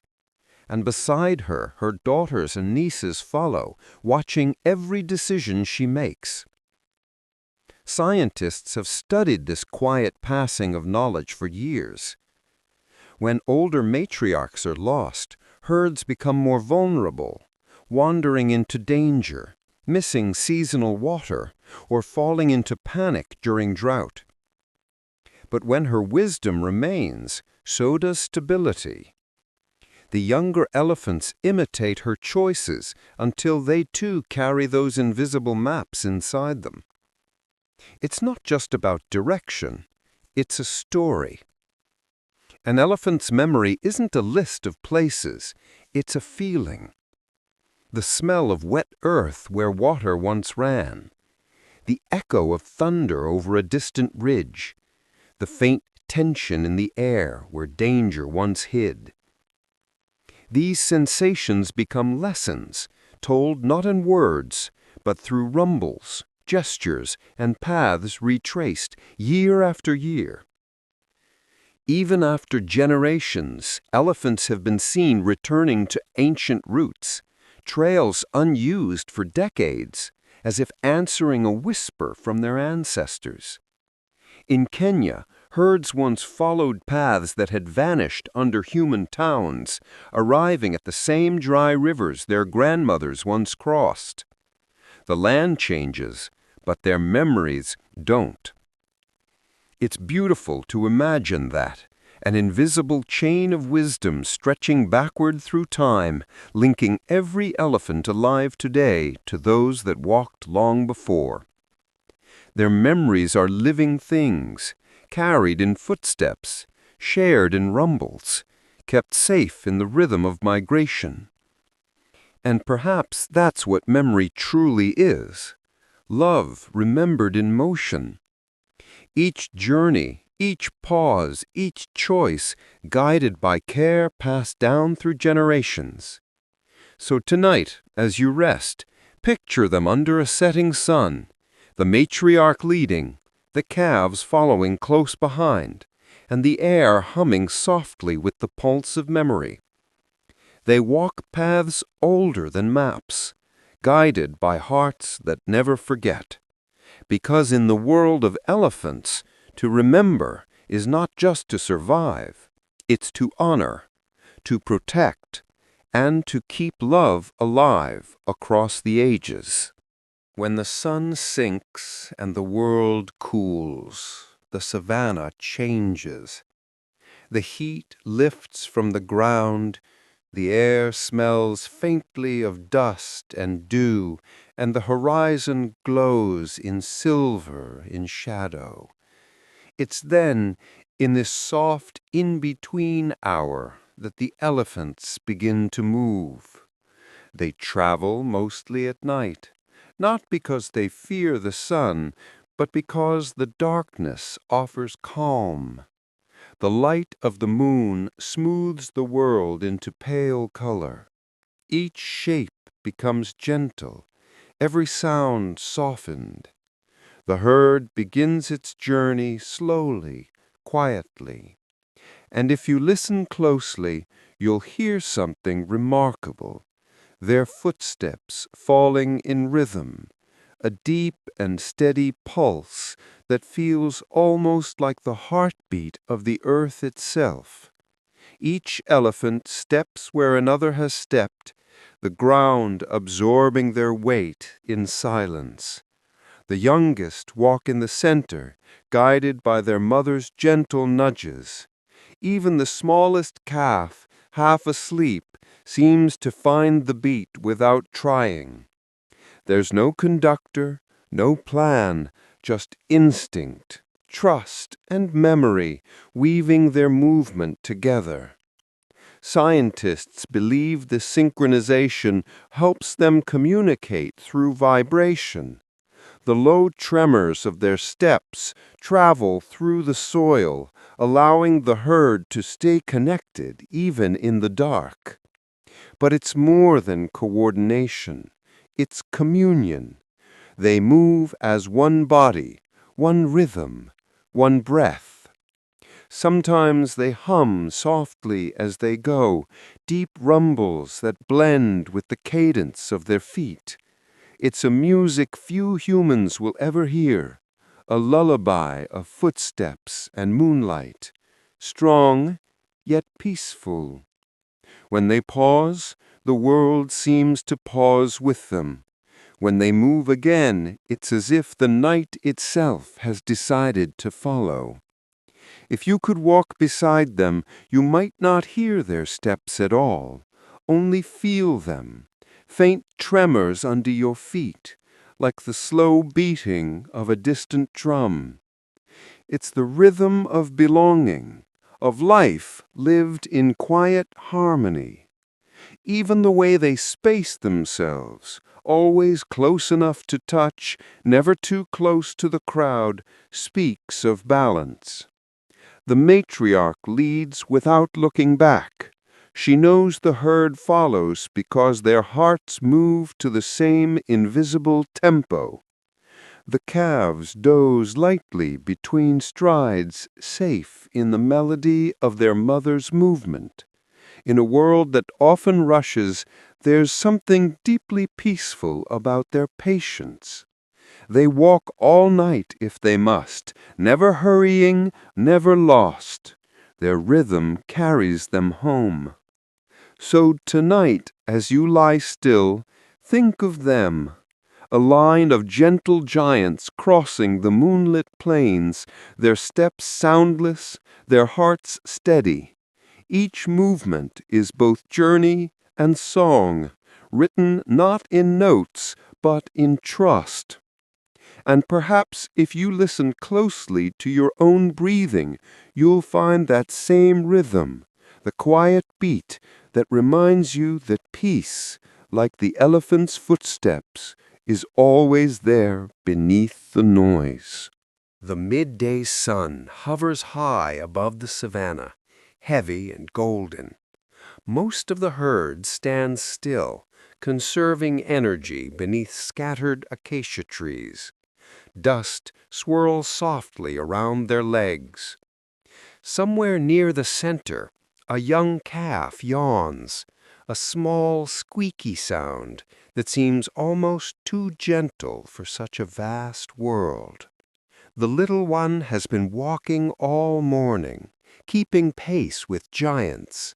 Its legs wobble now, its trunk droops in drowsy loops. The heat presses down. So, like countless calves before it, it finds its favorite place, right beneath its mother's belly. She shifts slightly, spreading her front legs just enough to create shade. Her massive body becomes a living canopy. The calf steps beneath her, sighs, and lowers itself to the ground. There, in the dim coolness, it closes its eyes. The air is thick with her scent, warm, earthy, familiar.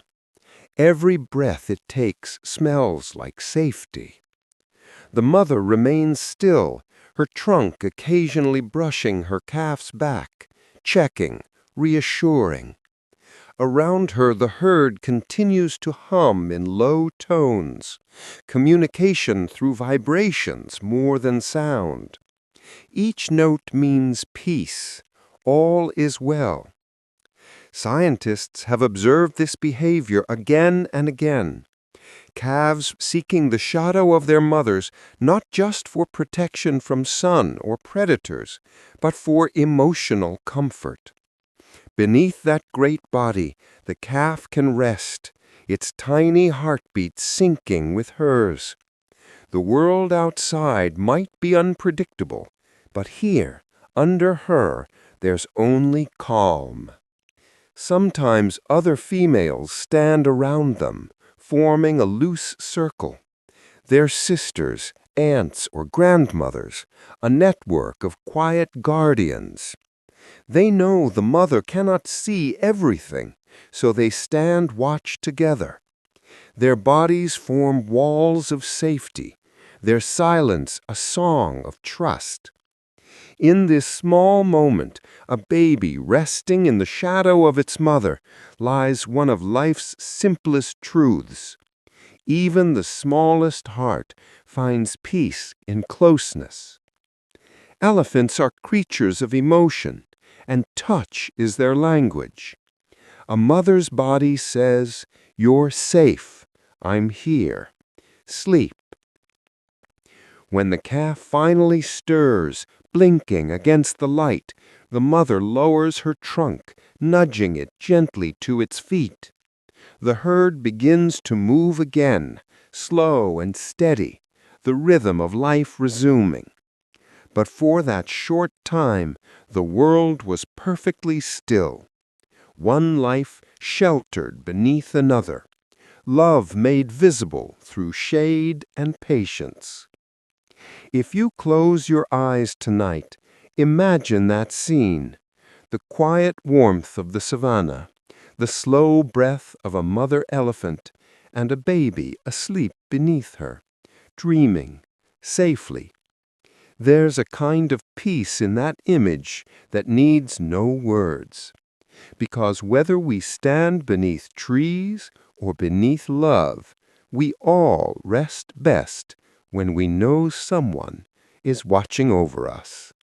The afternoon sun burns bright over the savannah, white and heavy. The air ripples with heat, the ground breathes dust, and the horizon shimmers like glass. Most creatures hide from the light, but not the elephants. They walk calmly toward the nearest watering hole, not to drink, but to bathe in the only shade nature can give them, mud. It begins with one, usually the matriarch, stepping into the water's edge, stirring up the soil beneath her feet. Her trunk dips down, scooping a thick, wet clump of earth. With slow, graceful precision, she flings it over her back. The sound is soft, a wet thud, followed by the faint hiss of moisture meeting warm skin. Then another follows her lead, then another, until the air is full of splashes and laughter-like rumbles. Elephants don't just love mud, they need it. Their skin, though thick, is surprisingly sensitive and prone to dryness under the relentless sun. A coating of mud works like natural sunscreen, cooling their bodies, locking in moisture, and forming a barrier against biting insects. It's protection and pleasure rolled into one. Calves, of course, make it an art of play. They roll in it completely, legs kicking, trunks waving, faces covered in patches of dark clay. Their mothers stand thereby, half watching, half participating, showering themselves and the little ones with fresh scoops of mud. The herd hums softly, contentment that carries through the air like a low lullaby. Scientists have measured how effective these mud baths are. A layer of mud can keep an elephant cool for hours after the heat peaks. When it dries, it flakes off gently, taking dirt and parasites with it. Nature's spa treatment, as ancient as time itself. But beyond biology, there's beauty in the ritual. Elephants don't rush through it. Each movement is deliberate, patient, almost meditative. When the herd is finely coated, they look like living sculptures, red in one valley, gray in another, depending on the color of the soil. As they walk away, the mud catches the sunlight, glinting like bronze. And then, as the day fades, you can sometimes see the dried mud crack and fall in soft patterns, revealing fresh, clean skin beneath. Its renewal made visible, a daily cycle of covering, protecting, and letting go. If you could stand beside them, you'd feel the peace of it, the rhythm of trunks dipping, mud splashing, and hearts content. The scent of wet earth, the hum of calm voices, and the joy of coolness on warm skin. So tonight, as you settle into rest, think of the elephants, standing serene under the glowing sun, painting themselves with the gifts of the earth.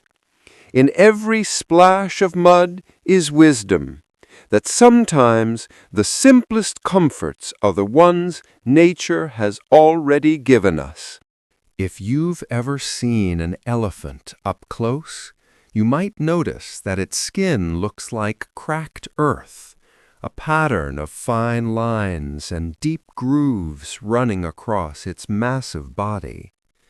Every crease seems to tell a story, like the rings inside a tree or the folds of an old map. To some, those wrinkles might look like age, but to nature, they are brilliance. Each tiny crack has a purpose. Scientists studying elephant skin discovered that those intricate networks of ridges aren't just decoration, they're a cooling system. The cracks trap water and mud after bathing, holding it close to the surface long after the rest of the herd has dried. As the moisture slowly evaporates, it cools the elephant's body, helping it endure the heat of the day. It's a design no engineer could improve. The grooves multiply the skin's surface area, allowing more water to stay longer while preventing cracks from spreading too deep. When the sun blazes above in the savanna, the elephants don't need constant water. Their skin itself becomes a reservoir. You can imagine it after a mud bath, a matriarch standing still beneath a tree, her skin glistening with wet clay.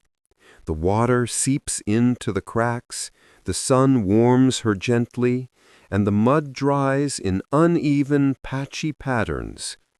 Each flake that later falls away has done its job, cooling, protecting, healing. The skin beneath remains supple and alive. The beauty of it is that these cracks formed not by design but by time. As elephants grow and age, their skin thickens and folds. The constant shifting of their bodies, the dust, the sun, all carve those gentle lines into being. The result is a masterpiece of function, disguised as imperfection. In a way, their skin mirrors the landscape they walk, cracked, dry, enduring, yet full of hidden life. It reminds us that what looks weathered may actually be wise. When night comes and the air cools, the elephant's skin holds the memory of the day's touch, the mud, the wind, the shade, the care. Calves brush their trunks against the ridges of their mother's sides, tracing the tiny valleys with curiosity, learning through touch the feel of home. There's something deeply calming about it, knowing that even the smallest details of nature have purpose. The cracks, the wrinkles, the scars, all part of a system that keeps life going quietly and beautifully. So tonight, as you breathe and let your body rest, think of that vast, gentle skin under the moonlight, covered in tiny lines that hold the coolness of the day. In every wrinkle lies resilience, in every imperfection, wisdom, and in every creature, no matter how weathered, there's a design that keeps them safe, strong, and softly alive. When the day fades and the first stars begin to shimmer, the elephants rise. The heat that pressed down on them for hours finally loosens its hold, and the air grows gentle, carrying the faint scent of cool soil and distant rain. The world that was golden and glaring turned silver and soft. This is their favorite time, when the sun sleeps and the earth sighs in relief. Some elephants choose to walk only under this quiet sky. They are creatures of rhythm, attuned to the land and its breath. During the day, the savanna can feel like fire, dry wind, blinding light, no shade wide enough for their size. But at night, the world belongs to them. The stars watch over their path, and the moon paints their gray skin in soft white light. Their movement is almost soundless. Each step lands with a muted thud, absorbed by the dust. The herd stays close, mothers in front, calves in the center, the older ones guiding from behind. The smallest elephants sometimes stumble with sleepiness, pressing their heads against their mother's legs as they walk, but the herd's rhythm keeps them safe. Scientists say elephants often travel long distances at night, sometimes dozens of miles, guided by memory and the scent of water on the wind. Their eyesight, though dim to us, is gentle and sure beneath the stars. They don't rush, they don't falter, they just move, slow and steady, their bodies swaying with the rhythm of the night. If you could stand near them, you might hear the low rumble of their voices blending with the hum of crickets and the far-away call of owls. The sound would feel like a lullaby made of earth and sky, deep, steady, eternal. There's something deeply peaceful about their choice to travel by starlight. They don't fight the day's heat. They adapt to it. They wait. They rest. And when the world grows quiet, they begin again. It's a rhythm of patience, a reminder that sometimes the gentlest path forward is the one taken slowly under calm skies. By dawn they often arrive where they were meant to be, a river, a watering hole, a patch of green untouched by the sun. The calves drink sleepily, the elders rest their trunks on one another's backs, and the herd settles into stillness again as the first light returns. So tonight, as you drift toward your own rest, imagine them, silent travelers beneath 1,000 stars, walking through the silver glow of moonlit plains. Each step unhurried, each breath is peaceful. They remind us that progress doesn't need to be loud or fast. Sometimes it's as quiet as footsteps under starlight, carrying you exactly where you're meant to go. The savanna has no walls, no fences, no signs, yet elephants know who is safe and who is not. They move through landscapes where the voices of humans mix with the wind, calls, laughter, whispers, sometimes shouts. To us, these are just sounds. To them, they are stories, stories they remember. Scientists studying elephants in Kenya discovered something remarkable. Elephants can distinguish hundreds of human voices. Not only that, they can tell who among them is gentle and who may bring harm, all from the tone alone. In one experiment, researchers played recordings of different people speaking. When the elephants heard the voice of a known friend, someone who had worked kindly among them, they stayed calm, their ears relaxed, their breathing slow. But when they heard the voice of someone from a group known for hunting or threatening elephants, they instantly tightened their formation, shielding the calves, trunks raised in alert. They knew the difference. Even more incredible, elephants can recognize human languages. They respond differently to Maasai voices, who historically hunted them, than to Kamba voices, who rarely did. To an elephant, the melody of speech carries meaning, not just the words, but the emotion behind them. And they remember. Years can pass, and still an elephant may react warmly to a familiar, kind voice. They never forget affection, the gentle tone of a caretaker, the laugh of someone who once bathed them or fed them, the low murmur of trust. These memories live inside them, stitched deep into the map of their hearts. It's humbling, really, that creatures so large, with strength enough to uproot trees, listen so carefully to something as delicate as a voice. They don't judge by size or color or shape, only by sound, by intention, by the quiet energy of care. When elephants are spoken to gently, they often respond in kind. A low rumble, a slow blink, a stillness that feels like peace. It's their way of saying, "I hear you. I know you mean no harm." There's a lesson in that kindness isn't just felt, it's remembered. That every tone we choose sends ripples further than we realize.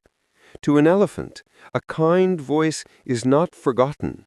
It becomes part of their trust in the world. If you close your eyes tonight, imagine one of them standing quietly under the stars, ears slightly fanned, listening to the distant echo of human speech. Somewhere, deep inside, they recognize the sound of kindness and turn their great heads toward it. Not with fear, but with familiarity. Because even across species, across silence and distance, love leaves a trace, and elephants, wise, patient listeners of the earth, never let it fade. If you look closely at an elephant, the first thing that might catch your eye is its tusks, long, curved, gleaming in the sun, like pieces of carved ivory shaped by patience itself. They're not decorations or weapons alone. They're living histories, growing quietly, year after year, through every joy and hardship of an elephant's life. An elephant's tusks are actually teeth, incisors that never stop growing. From the time they first appear, they record the story of the animal's world, much like the rings of a tree or the layers of the earth. Every season leaves a mark, every drought, every flood, every change in diet, all etched invisibly inside. Scientists who study tusks can read them like diaries, tracing a lifetime through the slow, graceful growth of bone and calcium. The longer the life, the longer the story. Some tusks stretch more than 10 feet, each inch representing years of movement across plains and forests, years of survival, of family, of memory. No two are ever the same. Their texture, their curve, their color, all shaped by the path that elephant walked. In the wild, elephants use their tusks for almost everything. To dig for water, to strip bark from trees, to move branches, to defend their young. You can often tell an elephant's dominant side by the wear on one tusk, just like a person's writing hand. The favored tusk, a little shorter, smoother, and more polished, becomes a testament to effort and experience, a quiet sign of a life well lived. But beyond their function, there's something deeply poetic about the way tusks endure. Long after an elephant is gone, the tusks remain, the only part that continues to hold the story of the one who carried them. Inside, in the faint patterns and growth lines, lie traces of water once drunk, grass once eaten, storms once faced, each one a memory turned to matter. And perhaps that's why elephants seem to carry themselves with such grace. They know, in some instinctive way, that their lives are written slowly, carved into time itself. They do not hurry. They live fully, moment by moment, letting each year leave its mark. If you could touch an elephant's tusk gently, you might feel that history, cool and solid, yet somehow alive. It's a reminder that everything lasting takes time, that growth is not loud, but steady. So as you rest tonight, imagine them walking under the fading sun, their tusks glowing pale against the gold of evening, curving like half-moons filled with stories, each line within them a whisper from the past, each mark a quiet echo of endurance. Because some lives aren't written in words, they're written in ivory, dust, and memory, one slow-growing story at a time. Somewhere in the golden light of afternoon, the elephants are at play. The heat has softened. The air hums with insects and a breeze moves gently through the grass. A young elephant stands apart from the herd, plucking tufts of green with her trunk. But instead of eating them, she lifts them high, pausing thoughtfully, and then drops them right on top of her own head. The grass sticks for a moment, a crown of wild leaves swaying between her ears. Another calf notices and does the same. Before long, 2 or 3 of them are playing together, decorating themselves with strands of grass and bits of flowers, as if dressing up for a celebration only they understand. Scientists who've studied wild elephants have seen this behavior many times. They pick up branches, flowers, even clumps of soil or vines, and place them on their backs, tusks, or heads. Some keep them there for minutes. Others toss them into the air like confetti. It's not about camouflage or food. Most believe it's play, a spark of self-expression, or maybe even pride. There's something profoundly sweet in that image. The world's largest land animals pausing in the middle of the wild just to adorn themselves. No purpose, no survival reason, just the quiet delight of interacting with their surroundings. A flower, to them, is not just part of the scenery. It's a moment's beauty, something worth carrying. Observers describe elephants sometimes wearing these adornments during social gatherings, when greeting friends or resting together. Some even used branches to gently touch or tease one another, the way humans might share laughter without words. It's playfulness layered with tenderness, a small reminder that joy exists in every species, if we take time to see it. If you could stand close in that moment, you'd see how delicate it all is. A massive elephant, heavy as a truck, moving with the grace of a dancer, placing a single yellow flower behind her ear.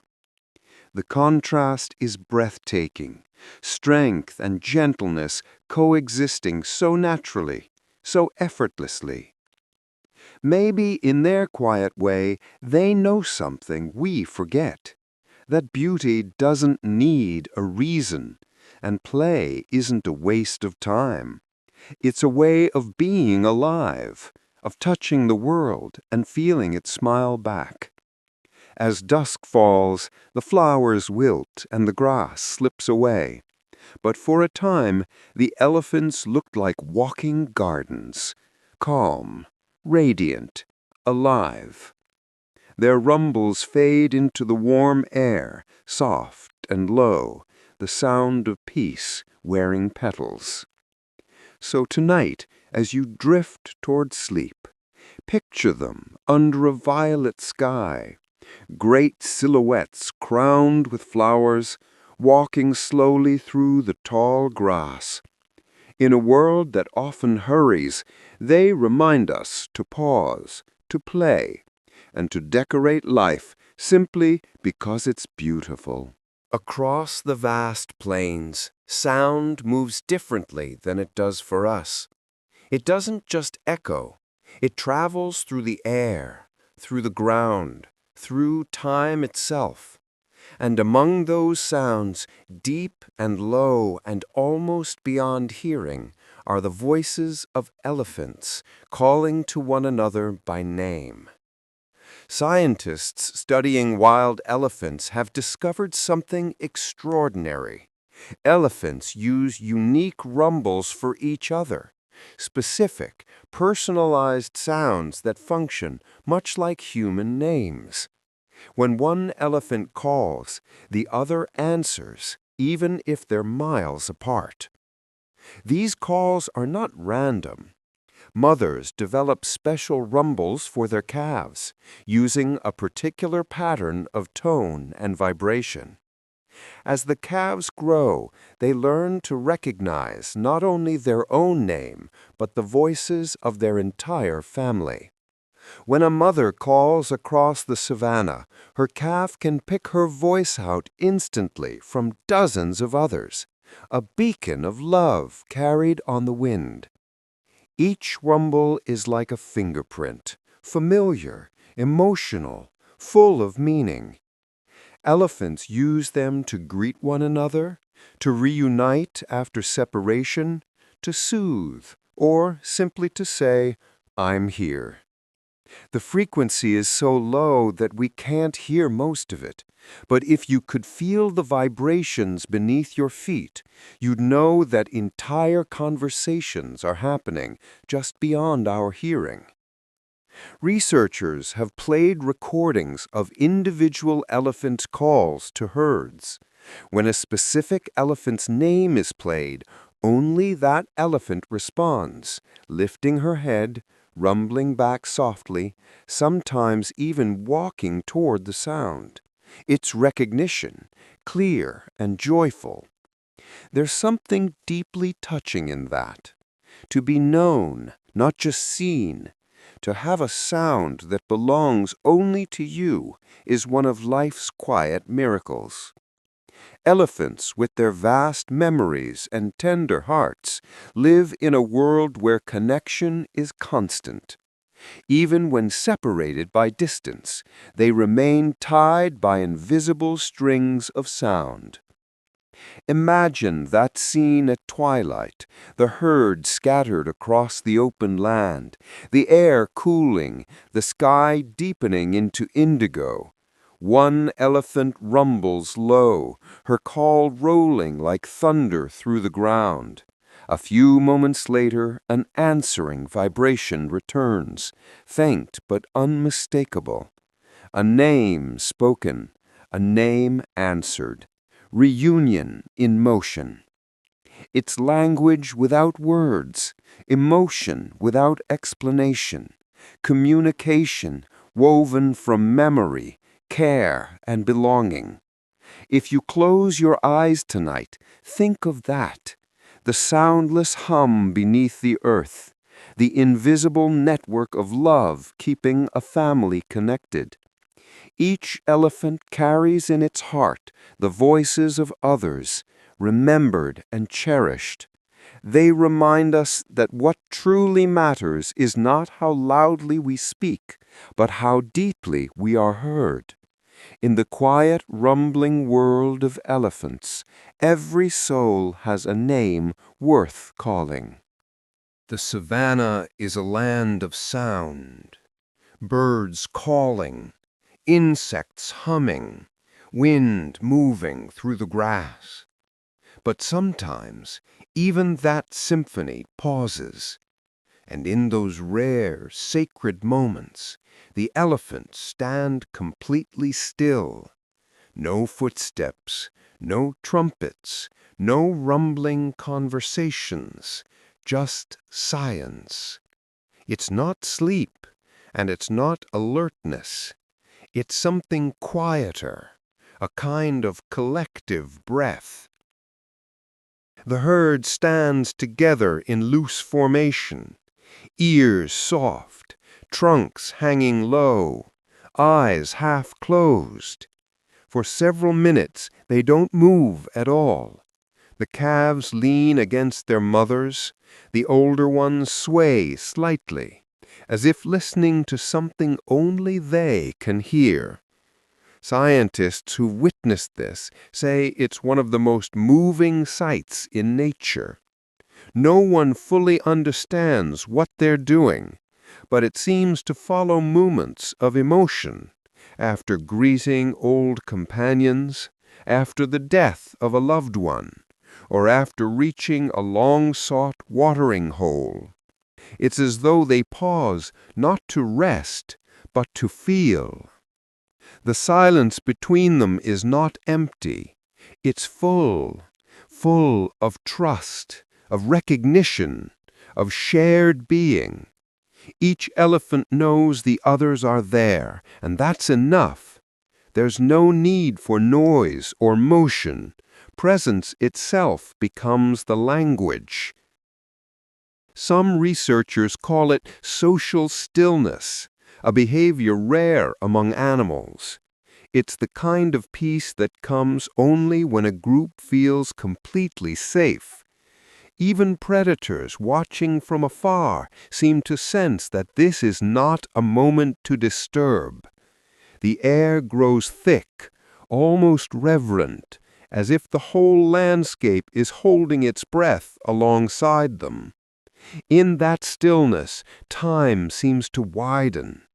You could stand nearby and almost forget where one elephant ends and another begins. The herd becomes a single, breathing shape, a quiet monument to patience and connection. Then, after a while, the matriarch might lift her trunk slightly. The spell breaks gently. A low rumble passes from one to another, not loud, but grounding, like a sigh after deep thought. The herd begins to move again, slowly and calmly, as if the world itself has resumed its rhythm. There's something profoundly human in that pause.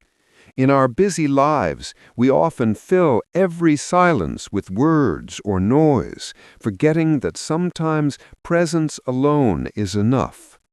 Elephants seem to know better. They teach by example that love doesn't always need movement, that peace is sometimes just standing together and breathing the same air. So tonight, as you close your eyes, imagine them. A circle of giants under a quiet sky, not speaking, not walking, simply being. Their shadows merge with the earth, their hearts beat in unison, and for a few perfect moments the whole world stands still. Because sometimes silence is the purest form of understanding. When the sun is high and the land breathes heat, the herd gathers at the water's edge. The air shimmers, cicadas hum, and the surface of the pool glows like glass. One by one the elephants step forward, their reflections trembling softly in the ripples. There's no rush, no chaos, no splashing, just stillness and grace. An elephant lowers her trunk into the water, the tip barely disturbing the surface. With the quiet inhale, she draws water upward, a smooth, practiced motion. Her trunk swells slightly as it fills, holding several liters at once. Then, with a patient curl, she lifts it toward her mouth and pours. Not a drop is wasted, not a sound is harsh. The water flows like liquid silver down her lips, the motion so measured it almost feels ceremonial. Elephants never gulp. They drink slowly, carefully, repeating this motion over and over, dip, curl, lift, pour, as if honoring the water itself. The youngest calves, still learning, mimic their mothers clumsily, splashing and sputtering before finding their rhythm. The older elephants watch fondly, sometimes using their trunks to guide the little ones, teaching through touch. Scientists have observed how remarkable this process is. An elephant's trunk can suck up about 10 liters of water in a single breath, yet it's delicate enough to pick up a single grain of rice. Each sip requires control, strength, and focus, the perfect balance of power and precision. But beyond the science, there's a kind of peace in how they do it. They don't compete. They don't hurry. They simply stand together, taking turns, the sound of their drinking soft and steady, a rhythm like slow rain on earth. Between sips, some pause to spray their backs, cooling their skin, while others grumble gently, sharing the moment. To watch them drink is to witness mindfulness in motion, each act deliberate, unhurried, grateful. They seem to understand that water is sacred, that in every drop lies the memory of rain, the promise of life, the calm of the world itself. When they've had their fill, they don't linger out of greed. They step back, leaving room for others, for birds and antelope and all the small lives that share the same need. Even thirst for them is communal. As the herd moves away, their wet trunks glisten in the sun, trailing droplets that sparkle briefly before sinking into the dust. So tonight, as you take your own quiet breath, imagine them, standing by the still pool, drinking slowly under the wide sky. No rush, no noise, just presence. Because in a world that often gulps without tasting, elephants remind us of the beauty of a single mindful sip and the peace that comes when we drink life slowly. The sun hangs low over the plains, the air warm and golden. In the distance, a herd of elephants begins to move, slow, deliberate, and together. Dust rises around their feet like a soft veil, and from above it looks like a single, flowing shape crossing the earth. But within that great shape, every step follows a quiet rule. No one moves faster than the smallest among them. At the heart of the herd walks a calf, still learning its balance, its tiny legs working hard to keep up. Every few steps it pauses, to rest, to explore, to catch its breath. And when it does, the whole herd slows too. The mothers glance back, the older sisters hum softly, and the line of giants adjusts without a sound. There's no frustration, No hurry, just understanding. Scientists who've studied elephant families describe this as one of their most beautiful instincts. The herd's movement is guided not by the strongest, but by the youngest. It's an unspoken law of empathy, a rhythm of care that ensures no life is left behind. The matriarch leads, but always with one ear tuned to the small footsteps behind her. Sometimes the path is long, across dry valleys, through rivers, over hills. When the calf grows tired, an aunt may nudge it gently from behind, while the mother circles closer to shade it from the sun. If it stumbles, trunks reach out instantly, steadying it with tender precision. The herd forms a living circle of protection, reshaping itself with every moment's need. The older elephants seem to know that the journey is not just about reaching a place, it's about reaching together. The youngest one sets the pace, but in doing so, it also sets the tone. Patience, unity, and gentleness. You can almost imagine the sound, the slow thump of their feet, the low rumbles passing softly through the ground, the breathing of many bodies moving as one.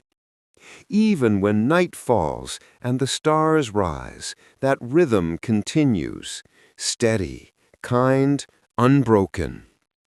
It's easy to see why elephants are often called the guardians of empathy. They live by wisdom that says strength is not speed, but care. The slowest step matters as much as the fastest.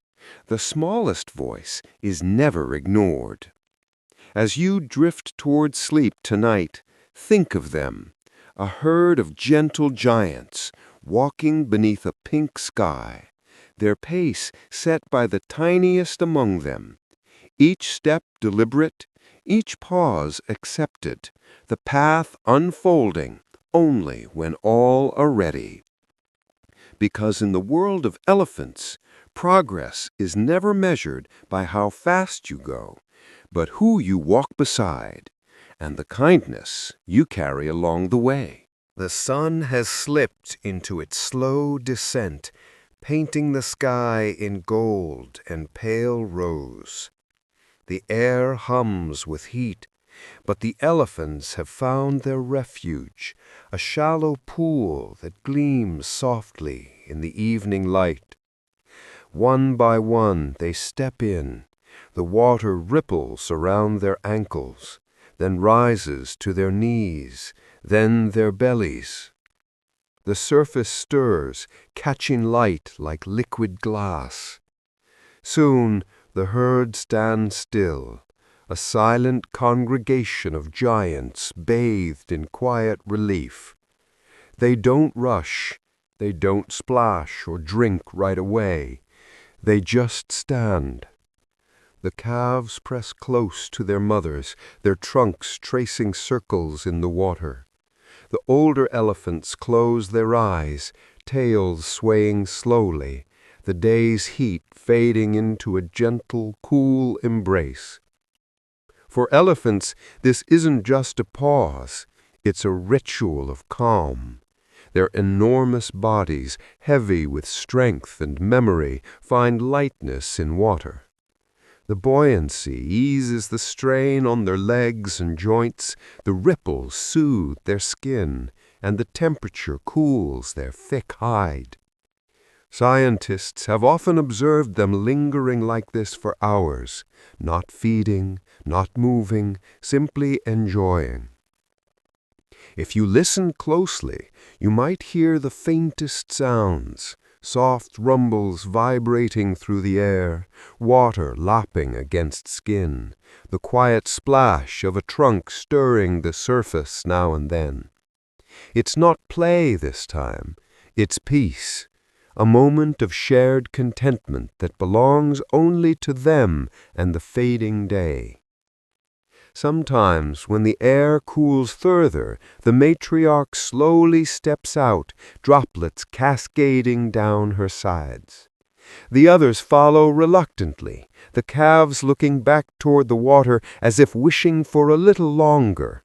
But often, before leaving, one or two elephants will reach their trunks down and stir the surface again, as if saying thank you. There's a kind of wisdom in the way they rest. They know when to move, when to stop, and when to simply exist.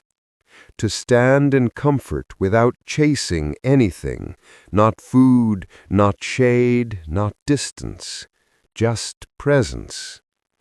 If you could stand beside them, you'd feel it too. The warmth fading from the air, the cool ripples brushing against your legs, the soft hum of life slowing into balance. The herd doesn't need to speak. The silence says everything. We are here. We are safe. We are enough. So as you drift into sleep tonight, imagine them in that still water, reflections shimmering, eyes half closed, the sky above them turning violet. In a world that never stops, they found the art of stopping well. And maybe that's their greatest lesson, that peace doesn't always come from motion.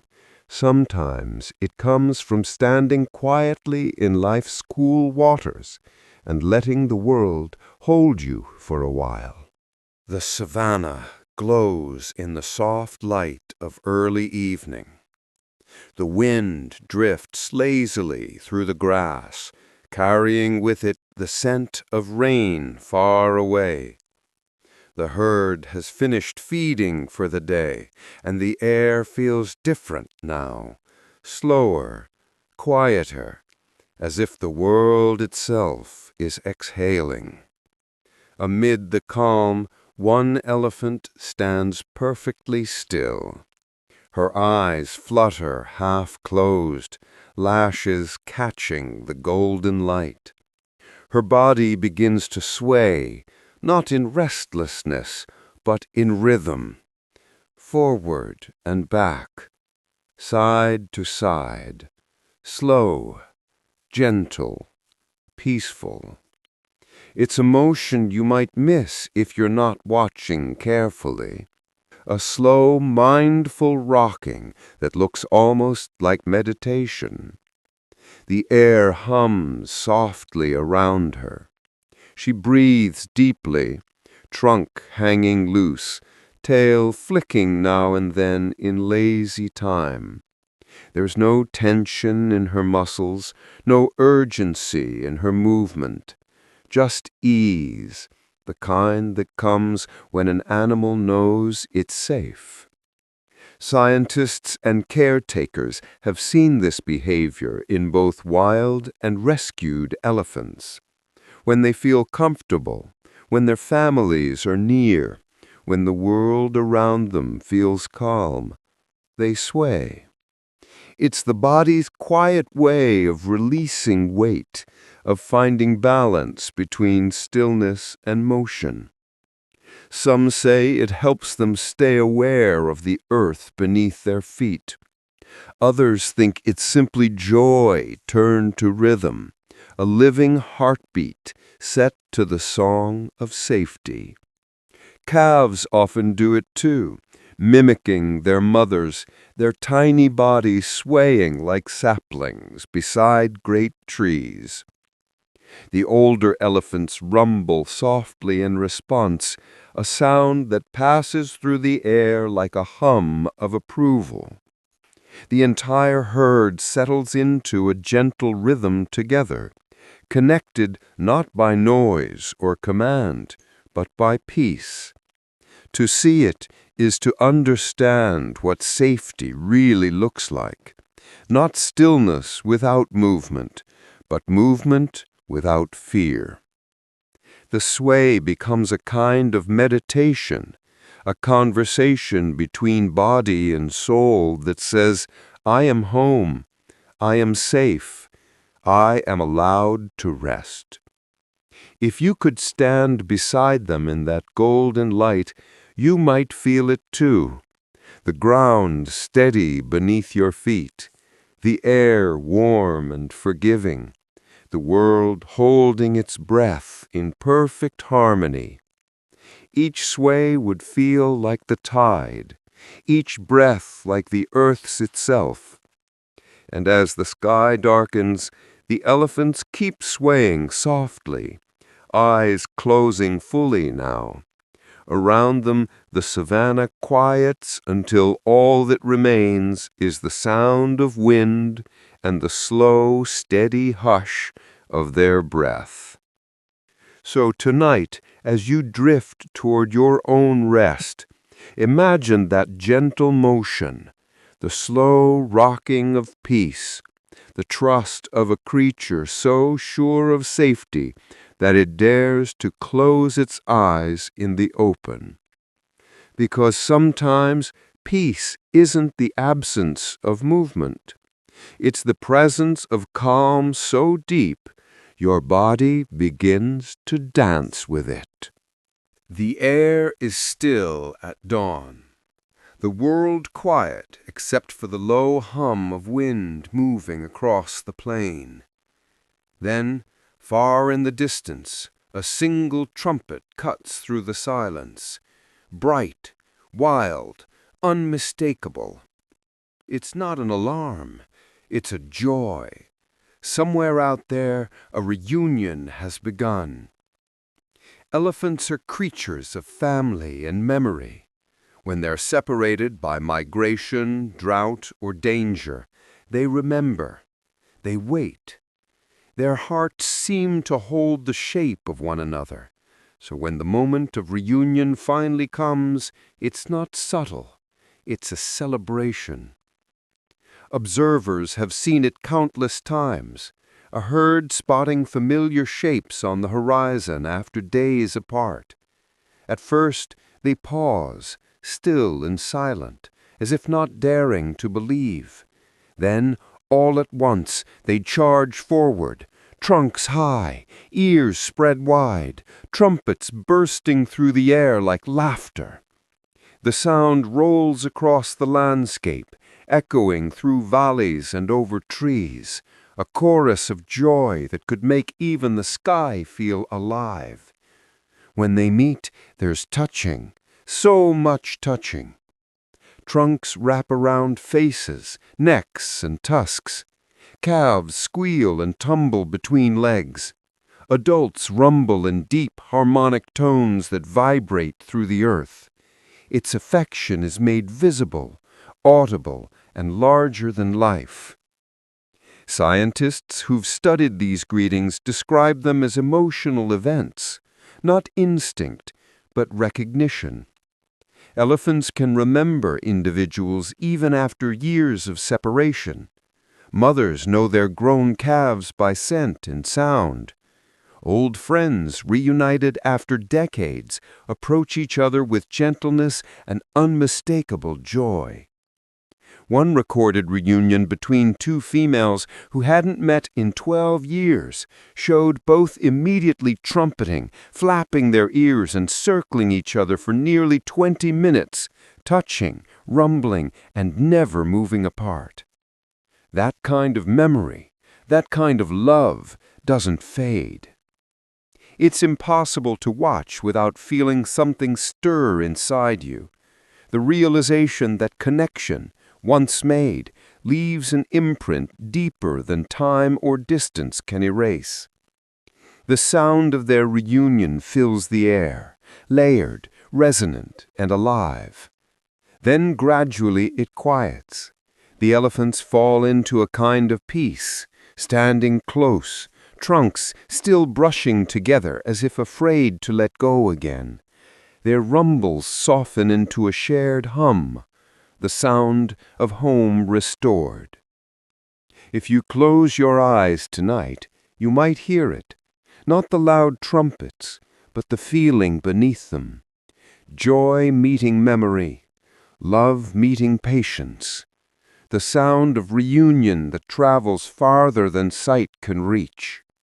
Because elephants remind us that no distance is too great for love that remembers. When hearts truly recognize each other, even the valleys echo back.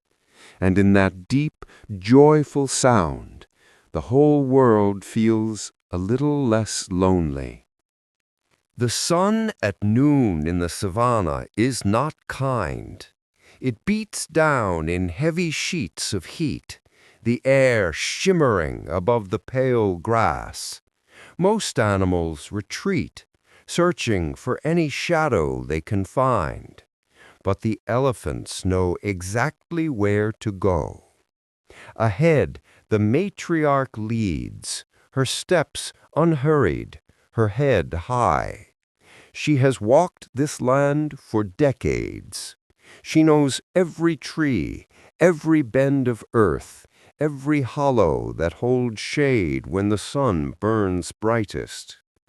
Behind her, the calves follow, their small ears flapping in the heat, their trunks swinging loosely as they trudge on. When they reach a stand of acacia trees, the matriarch pauses, lifts her trunk, and rumbles softly, a signal. The herd begins to spread out beneath the canopy, choosing their places carefully. The youngest, still learning, wandered into patches of light. Patiently, the adults guide them back with gentle nudges of their trunks, positioning them where the shade is thickest. It's a quiet lesson, taught not in words, but in presence. The older elephants show by example how to angle your body to the sun, where the wind moves through the branches, where the earth is coolest beneath your feet. Calves watch and mimic, learning the invisible map of comfort, one only the wise can teach. Scientists who observe elephant behavior often note how knowledge passes down through generations, not just about food and water, but about safety, comfort, and rest. Shade in the life of an elephant is not a luxury, it's survival, a soft wisdom carried in memory and shared through care. As the herd settles, time slows. The elephants grow still, their massive forms blending with the trees. Some close their eyes and sway gently. Others brush against the bark, leaving faint marks that tell future generations we were here.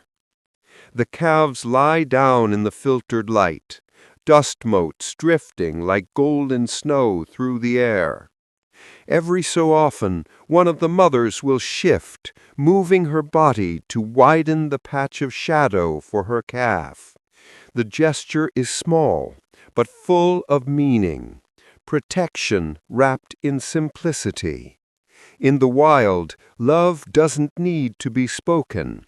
It's shown through the way space is shared, through the quiet teaching of where comfort lives.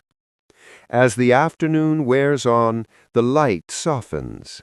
The elephants begin to awake from their rest, stretching, rumbling softly to one another. The calves rise, now understanding a little more, where to stand, where to breathe, where peace waits. So as you drift into your own shade tonight, think of them, great gray shapes under trees, passing down the art of resting well. They remind us that wisdom isn't only about survival. It's about knowing how to find coolness in a hot world and sharing that shade with those who follow.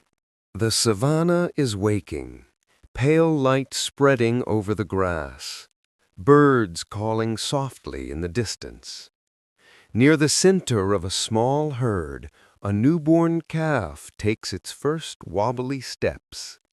Its ears flap like oversized fans, Its legs move with uncertain rhythm, and hanging in front of its tiny face is its brand new trunk, long, flexible, and completely confusing. For the first few weeks of life, baby elephants are adorably clumsy. Their trunks, though perfectly formed, are far too complicated for them to control right away. With over 40,000 muscles, the trunk is a tool of incredible precision. But to a newborn, it's like trying to move a hose with a mind of its own. You can almost see the frustration and curiosity mingling in their bright eyes. They try to lift their trunks to explore, but it flops down again. They take a step forward and accidentally step right on it. Sometimes they sneeze into it and jump in surprise, unsure of where the sound came from. Other times, they swing it too hard and bump themselves in the face. It's an innocent comedy under the sun. Their mothers and aunts watch patiently, their calm presence radiating warmth. When a calf stumbles, a trunk reaches down immediately to steady it. When it falls, the herd gathers around, rumbling softly, offering gentle nudges of encouragement. No scolding, no worry, just patience, as though they know every little elephant must learn to balance one wobbly step at a time. Within a few weeks, the calf begins to master its unruly trunk. It starts to pick up leaves, spray dust, or play with water. Small acts of triumph that feel monumental in the life of a young elephant. Its clumsy flops turn to graceful waves, its confusion into curiosity. The herd celebrates in their quiet way, low hums of approval, soft touches, eyes full of pride. Watching them, it's hard not to smile. Even these giants, symbols of strength and wisdom, begin their journey in stumbling innocence. Their first lessons aren't about power, but about patience, learning, falling, trying again. If you could stand nearby on that golden morning, you'd hear the gentle rustle of grass, the calves' tiny squeaks of surprise, and the soft rumbles of family love surrounding it like a lullaby. The air would feel light, forgiving, as if the world itself were smiling at this small, clumsy miracle, learning how to belong. So as you rest tonight, think of that little elephant, trunk swinging, legs wobbling, heart full of wonder. Even the surest steps begin with a stumble, and even the wisest beings start with a bit of confusion. Because life's most beautiful strength doesn't come from being steady. It comes from the courage to fall and the patience to rise again. There's a special kind of hush that falls over the African plains when the marula trees are in fruit. The air turns fragrant, warm and honey-sweet, carrying a scent that drifts for miles. And somewhere, far away, an elephant lifts its trunk, catching that familiar perfume. The journey begins. Marula season is a time of quiet celebration for elephants. The round, golden fruits are their favorite, soft, juicy, and full of natural sweetness. When herds find a marula grove, they slow their pace. There's no rush, no competition, just the calm certainty that something good is waiting beneath the trees. You might think such huge animals would crash through the branches, but they don't. Elephants are remarkably gentle harvesters. They stand beside the trees and reach up with their trunks, curling them around the branches to give them a patient shake. Sometimes it takes only one or two, a low rustle, a soft thump, and the fruits begin to fall like golden rain. The herd gathers around quietly. Calves hurry forward, trunks exploring the ground, learning which fruits are ripe by smell and touch. The adults pick them up delicately, one by one, savoring each bite.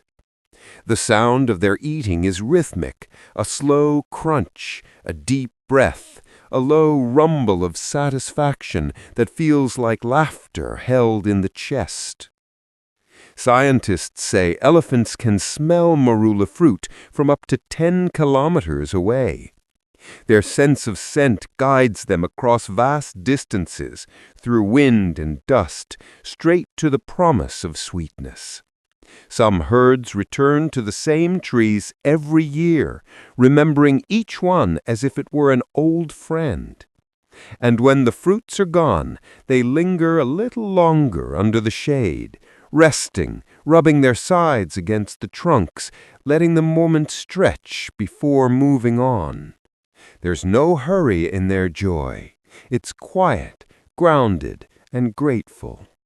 To see them like this is to witness happiness in its purest form, not excitement, but contentment, the kind of happiness that comes from the earth itself. If you stood nearby, you'd hear the soft sound of marulas falling, the hum of warm wind, the faint low rumble of elephants talking to each other, as if sharing the sweetness, not just of fruit, but of togetherness. By sunset, the grove falls silent again. The grass scattered with footprints and empty shells, the air still smells faintly of marulas, a reminder of the gentle feast that passed through.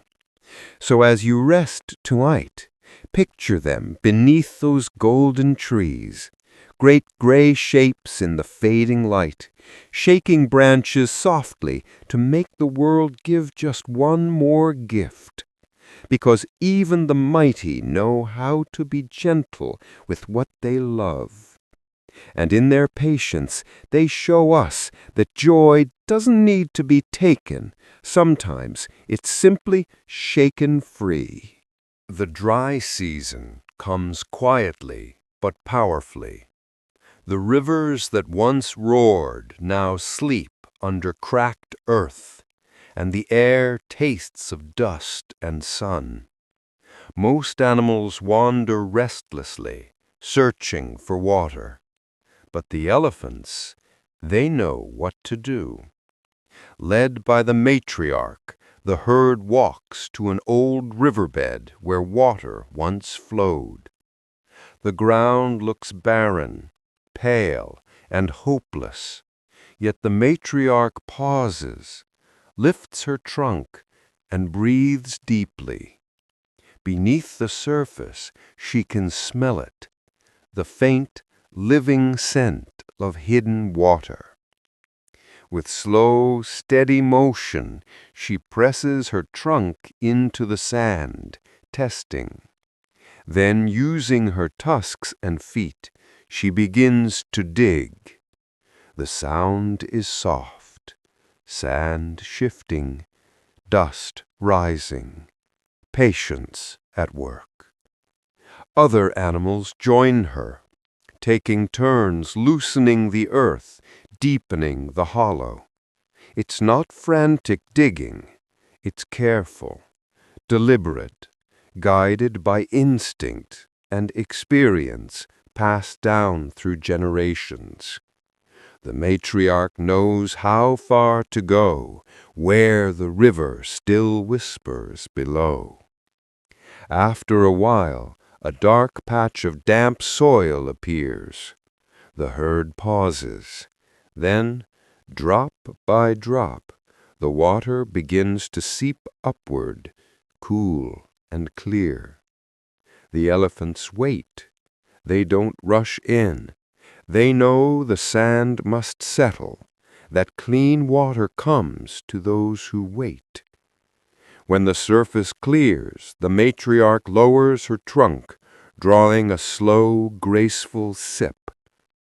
The others follow, mothers, calves, aunts, each taking turns.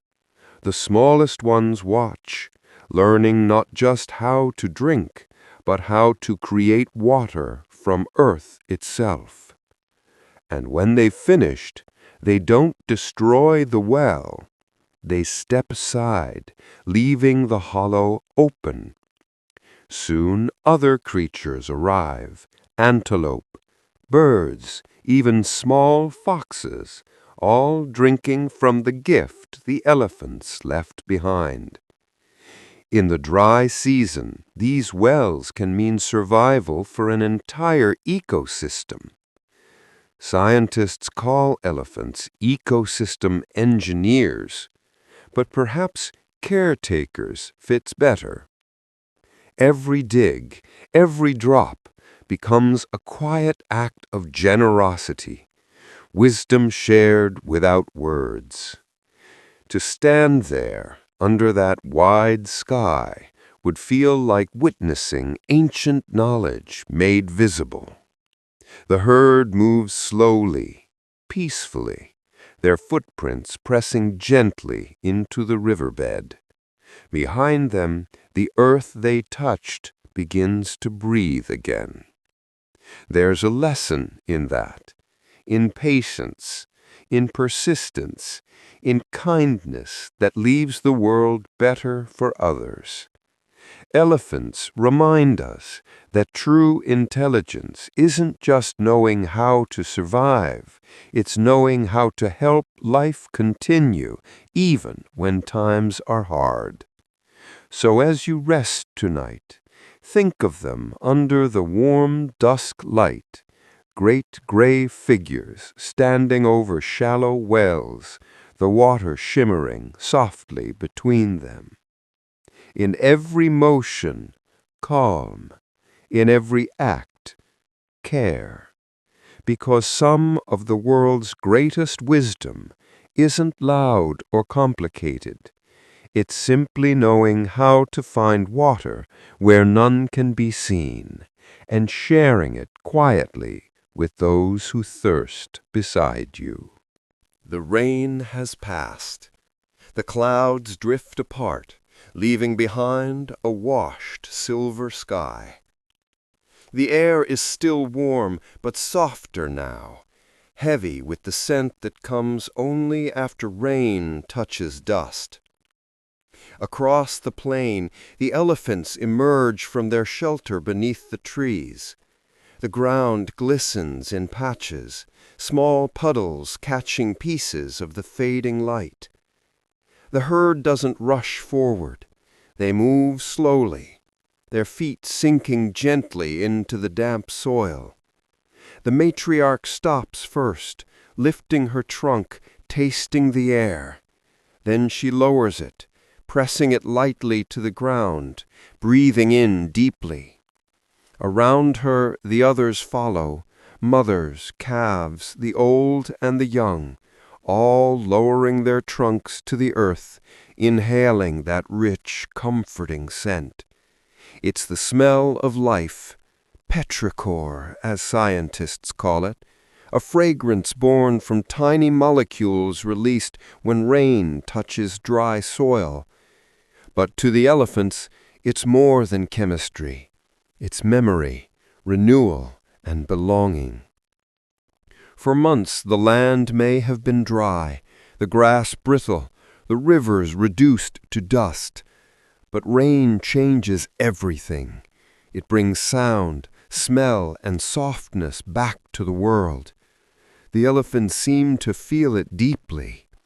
Some close their eyes as they breathe in, their bodies swaying gently as though savoring the peace that follows the storm. Observers have described this as almost meditative. Elephants standing silently, trunks tracing small circles on the ground, rumbling softly in low, contented tones. They don't drink immediately. They don't move on. They linger. It's as if they are thanking the earth for breathing again. The calves imitate them, pressing their short trunks into the soil, then lifting them to smell. The air around them feels alive, full of moisture and renewal, of grass awakening, of insects stirring beneath the surface. The entire landscape hums quietly, and the elephants stand at its center, listening, breathing, existing. If you could stand there beside them, you might notice how calm it feels, how the air seems to vibrate gently with gratitude. Each breath they take connects them to the rhythm of the world, the water above, the soil below, the endless cycle of giving and receiving. Eventually, the matriarch lifts her head and rumbles softly, the signal to move on. The herd begins to walk again, leaving round footprints in the damp earth. But for a few precious moments they had stopped, not to feed or fight or flee, but simply to breathe. So as you rest tonight, imagine them standing under a soft, rain-washed sky, great gray shapes surrounded by the scent of new beginnings, their trunks resting on the soil, their eyes half closed, their hearts full of quiet joy. Because sometimes peace is as simple as the smell of wet earth, a reminder that even after the hardest seasons, the world always finds a way to breathe again. The air shimmers with heat as the herd approaches the river. For miles, the earth has been dry and cracked, the sun painting everything in dust and gold. But now, water. A long, winding stretch of blue, glinting softly under the afternoon light. The elephants stop at the edge, their reflections rippling beneath them. There's no hesitation. The matriarch steps forward first, her massive foot sinking into the mud. The calves trumpet softly, half excitement, half curiosity. Soon the herd follows, wading in deeper, the water rising past their knees, then their shoulders, until the surface nearly touches their backs.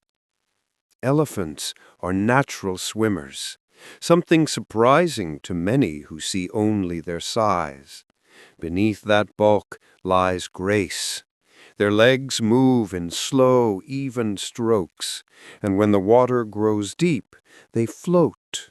Their great bodies become light, their steps turn to glide. The surface ripples gently as they move in unison, like gray islands drifting across the current. Then comes the most wonderful sight, their trunks lifted high like periscopes above the surface. Each breath steady and calm, each movement deliberate. The water covers their faces, their ears, even their eyes, but through those curved snorkels they continue onward, breathing deeply and unhurriedly. Calves stay close to their mothers, sometimes climbing onto their backs when the current grows strong. The adults form a circle around them, a wall of moving safety. You can almost feel the care in every motion, how even in the middle of a river, they protect one another. Scientists have seen elephants swim for hours, crossing wide rivers during migration, guided by memory and instinct. They never seem fearful. They trust the water. They let it hold them.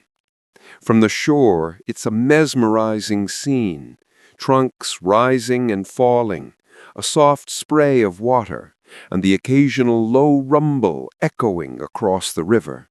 The sound blends with the gentle slap of waves against their sides, creating a rhythm as soothing as a heartbeat. When they reach the far bank, the herd climbs out one by one, water cascading down their backs like silver threads.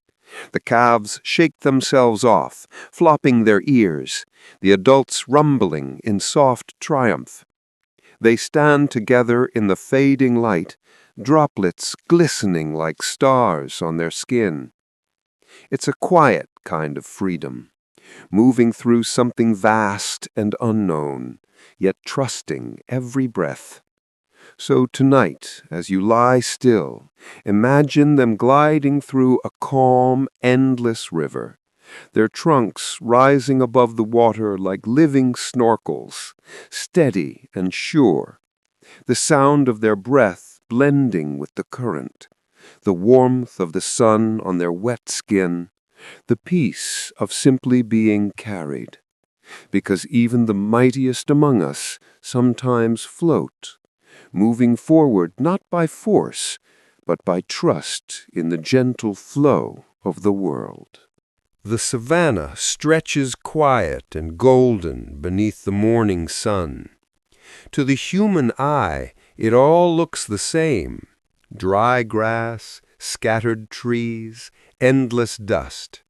But to an elephant, the air is full of invisible stories. She lifts her trunk high, pausing mid-step. The tip of it moves slowly, curling and uncurling like a hand feeling for something in the dark. The faintest breeze carries a message: water somewhere ahead, maybe fruit, maybe rain. Her senses catch it, hold it, read it, and with that she knows where to go. An elephant's trunk is a miracle of design, part nose, part hand, part heart.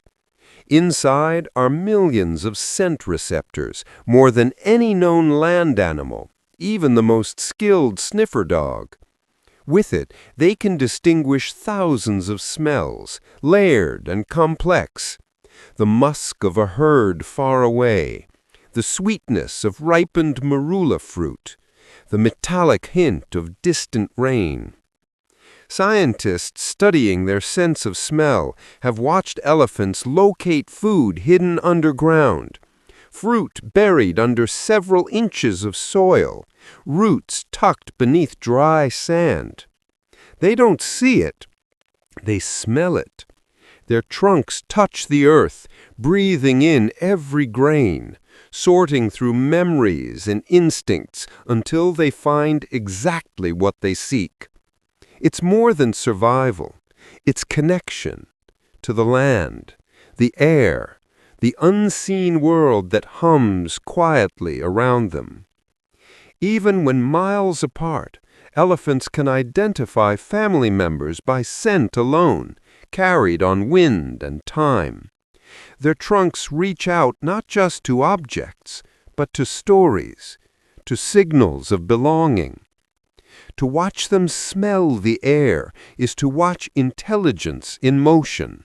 There's focus, patience, and a kind of reverence, a trust that the world will reveal itself if you listen softly enough.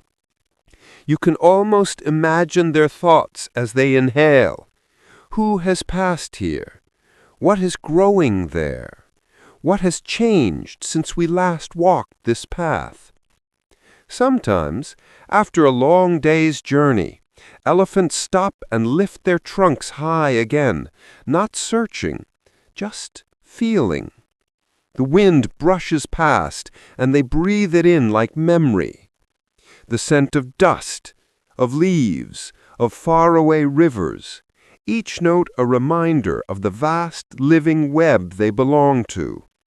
If you could stand near them, you'd see the world differently too. You'd notice the quiet signals hidden in the air, the life beneath the ground, the stories carried by wind. So tonight, as you breathe slowly and deeply, imagine doing what the elephants do, sensing the world without hurry, without noise, letting every breath connect you to something unseen but real. Because elephants remind us that there's more to the world than what we see. There's the invisible, gentle map of scent and memory that guides every living thing home. The morning is warm, the air soft with dust and sunlight. The herd stands beneath a broad acacia tree, resting after a slow walk. The calves huddle near their mothers, flicking their ears and waving their tiny trunks. It's calm, peaceful, until, from somewhere in the middle of the group, comes a sudden sound. Achoo! A loud, unmistakable elephant sneeze, a blast of air and dust that startles a few birds nearby. The nearest elephants pause, blink, and rumble softly. Then, almost like a ripple through water, another sneeze follows, and then another.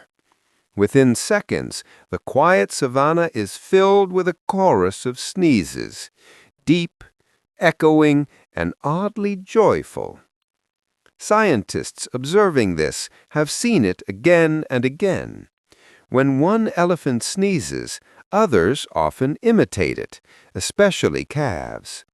They seem to treat it as both curiosity and game, testing the sound, the motion, the reaction it creates. It's not just mimicry, it's a connection, a kind of call and response that says, "I heard you, I'm here too." For young elephants, imitation is a way of learning how to behave, how to bond, how to be part of the herd. When one calf sneezes loudly and another answers, the air fills with playful rumbles, almost like laughter. The mothers watch calmly, their eyes half closed, their trunks swaying as if smiling at the commotion. Sometimes a single sneeze can change the whole mood of the herd. A moment ago they were silent and still. Now they're buzzing with quiet energy, calves nudging one another, flapping their ears, repeating the sound just to see it echoed again. It's simple, but it's joy, pure and honest. Even adults do it occasionally, responding to a sneeze with a low rumble or a sudden puff through their trunks, like an inside joke among friends. In the vastness of the wild, these small exchanges weave them closer together, a reminder that even giants have their moments of play. To watch them is to be reminded how universal joy can be, how something as small as a sneeze can ripple through a group like laughter through a room. The rhythm of it, spontaneous, shared, harmless, becomes a kind of living melody. If you could stand nearby, you'd feel the air vibrate softly with their sound. A sneeze, then a rumble, and then the gentle hush that follows. Peace returning, but brighter somehow. The herd relaxes again, their trunks lowering, the calves settling by their mothers' sides, the play fading into warmth and stillness. So as you rest tonight, think of that. A herd of elephants under a golden sky, sharing a moment of simple, contagious laughter carried on the wind.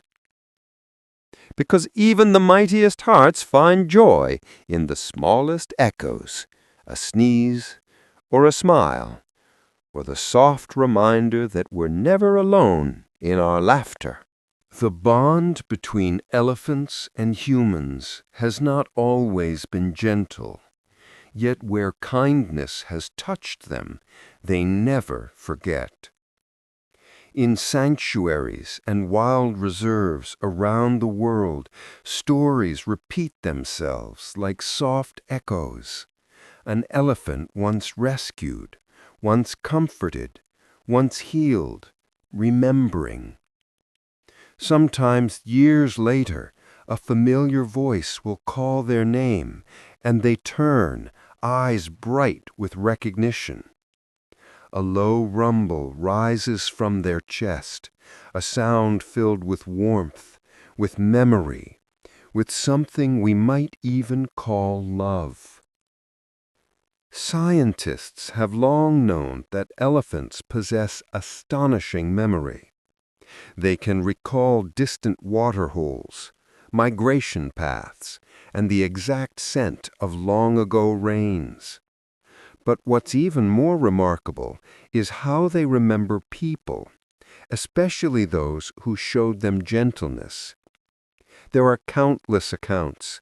An elephant greeting a caretaker she hadn't seen in 20 years, wrapping her trunk around his shoulders. Another approaching the sound of a familiar whistle after a decade in the wild. They don't just remember faces, they remember kindness. It's not simple recognition, but emotional memory, the ability to connect an act with a feeling. When a person has been gentle, when they have offered food, water, or care, that memory becomes part of the elephant's heart. And when they meet again, the emotion returns as if no time has passed.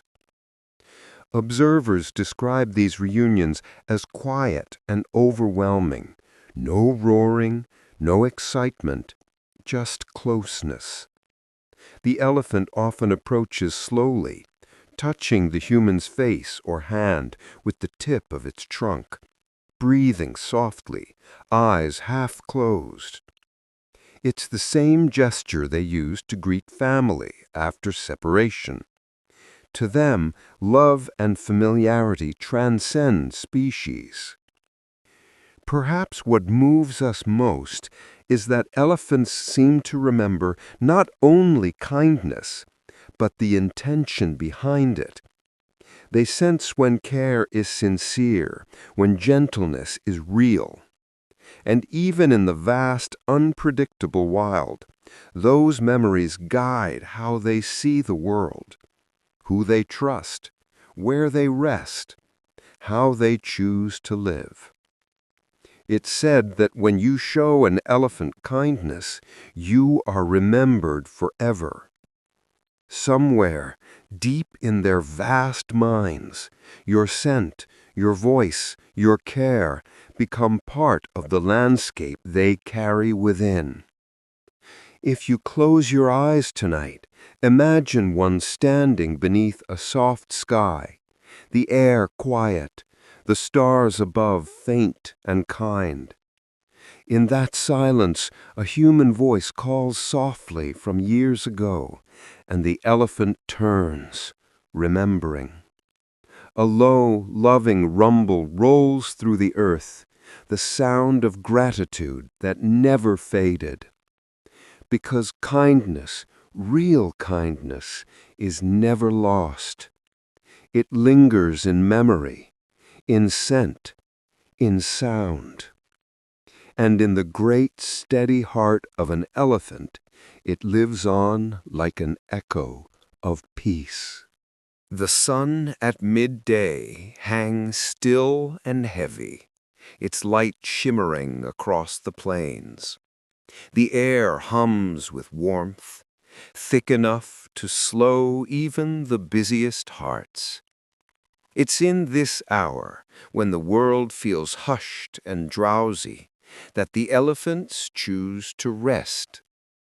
They gather beneath the largest trees they can find, sometimes in small groups, sometimes the whole herd together. The shade falls wide, dappling their skin with patterns of light and leaf.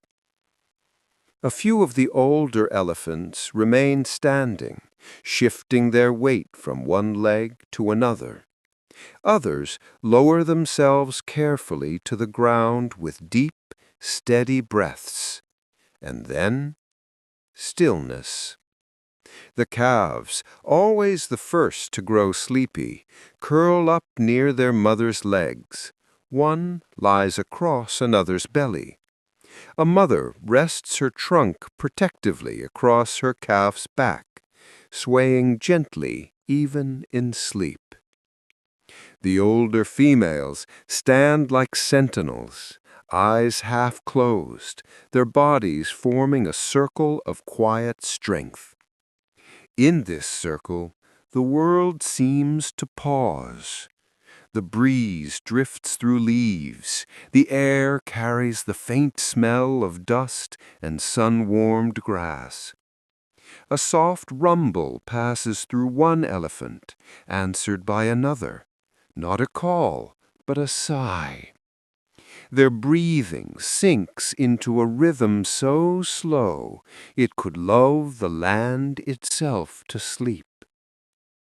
Observers have called these moments elephant siestas. In the wild, they usually happen during the hottest part of the afternoon, when activity fades and only the cicadas dare to sing. It's not deep sleep for all. Some keep watch while others dream, but it's peace, shared and unspoken. There's comfort in their closeness. Elephants often lean lightly against one another, shoulder to shoulder, their great bodies touching in quiet reassurance. No fear, no tension, just the calm of family, of trust so deep it allows stillness in the open. If you could sit nearby, you'd hear almost nothing, just the slow breath of giants, the whisper of leaves above, the soft scrape of trunks shifting in sleep. Every now and then a calf twitches or lets out a small snore, earning a tender nudge from its mother. Then all is calm again. Hours later, when the heat begins to fade and the shadows lengthen, the herd stirs. One elephant stretches, another rumbles awake, and soon the circle begins to move again. The calves rise clumsily, blinking in the soft gold light, the day renewed and quiet joy returning to their steps. So, as you drift into your own rest tonight, think of them, resting shoulder to shoulder beneath the trees, the air thick with peace, their breath steady, their hearts aligned. Because even the great and mighty know the value of stillness, the sacred, simple act of resting together under the sun, trusting that the world will wait while they dream.